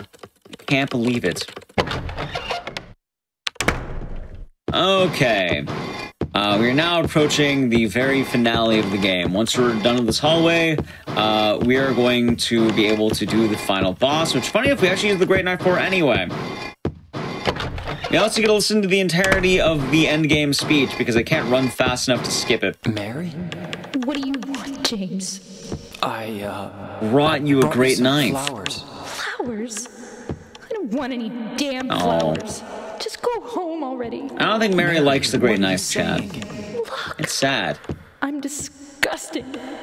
I don't deserve flowers. Right? We get a strafe. It's so much better, isn't it? I look like a monster. What are you looking at?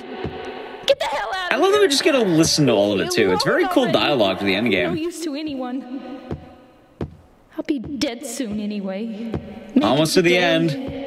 Maybe tomorrow. It's a long hallway. It'd be easier if they'd just kill me. Meaning we're definitely going to a I guess boss the fight. hospital is making a nice profit off me. They want to keep me alive. Are you still He here? is sad. I told you to go. Are you deaf? Don't come back. Oh. James. Wait. We physically could not move anywhere, by the way. We're being told to go away. We can't even go. Don't leave me alone. We just I didn't mean what I said. exist. Please, James. There's the door. Tell me I'll be okay.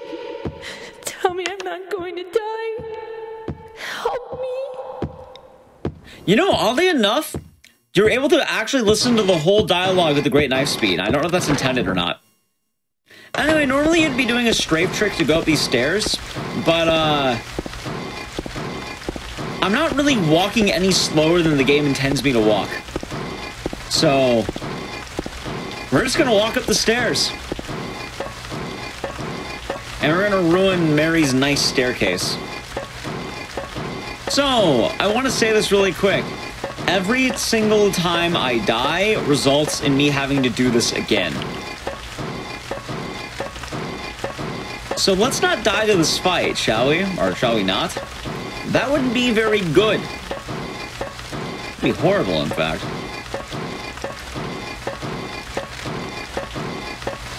Every time you die, just...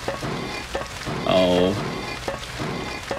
Yep, like I said, even with the Great Knife, it's still faster than a lot of people's casual playthroughs of this game. Kind of, this game takes you up, like, I'd say 8 to 15 hours. Depending on how good you are with puzzles and what difficulty you pick.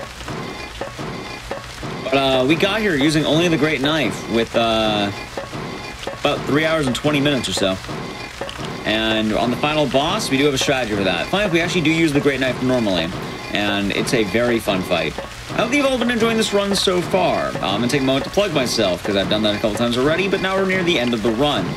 We are on the final boss, so if you have been enjoying this run, feel free to check me out. I'm McDices. You can find me at twitch.tv/McDices, Twitter, YouTube, anywhere under the name McDices. So, there's that. Alright.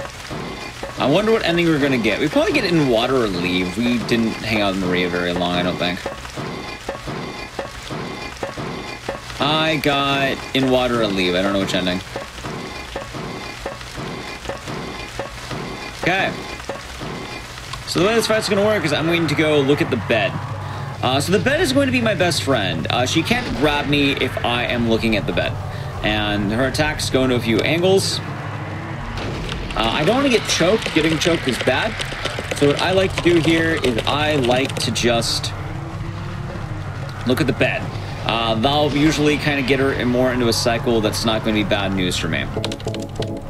Also, this is why I have spammed all my health. Oh, not there, not there, not there. Wait. Oh, that's close. And then I want to swing at the widest part of the turn. And yes, the name of Dices is about cicadas. The knife is on commentary. It's been commentating the whole time with me. It's been very loud if you ask me to. So, hard mode Mary's wild. She'll throw moths at you, and the moths move very quickly. As well, they do a brief amount of damage.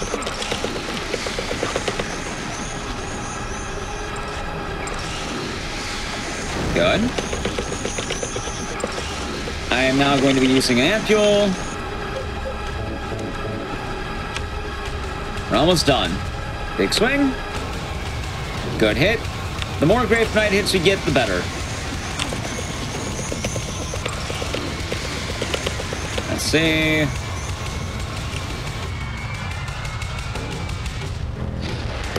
And swing. Good hit. Once he stops moving, we're almost done. And like every time, like I mentioned, I want to keep turning back to the bed. This will prevent the choking attack from happening. Oh, that was a miss. Turn back around. Eat the moths, that's fine. I'm getting a lot of moth attacks.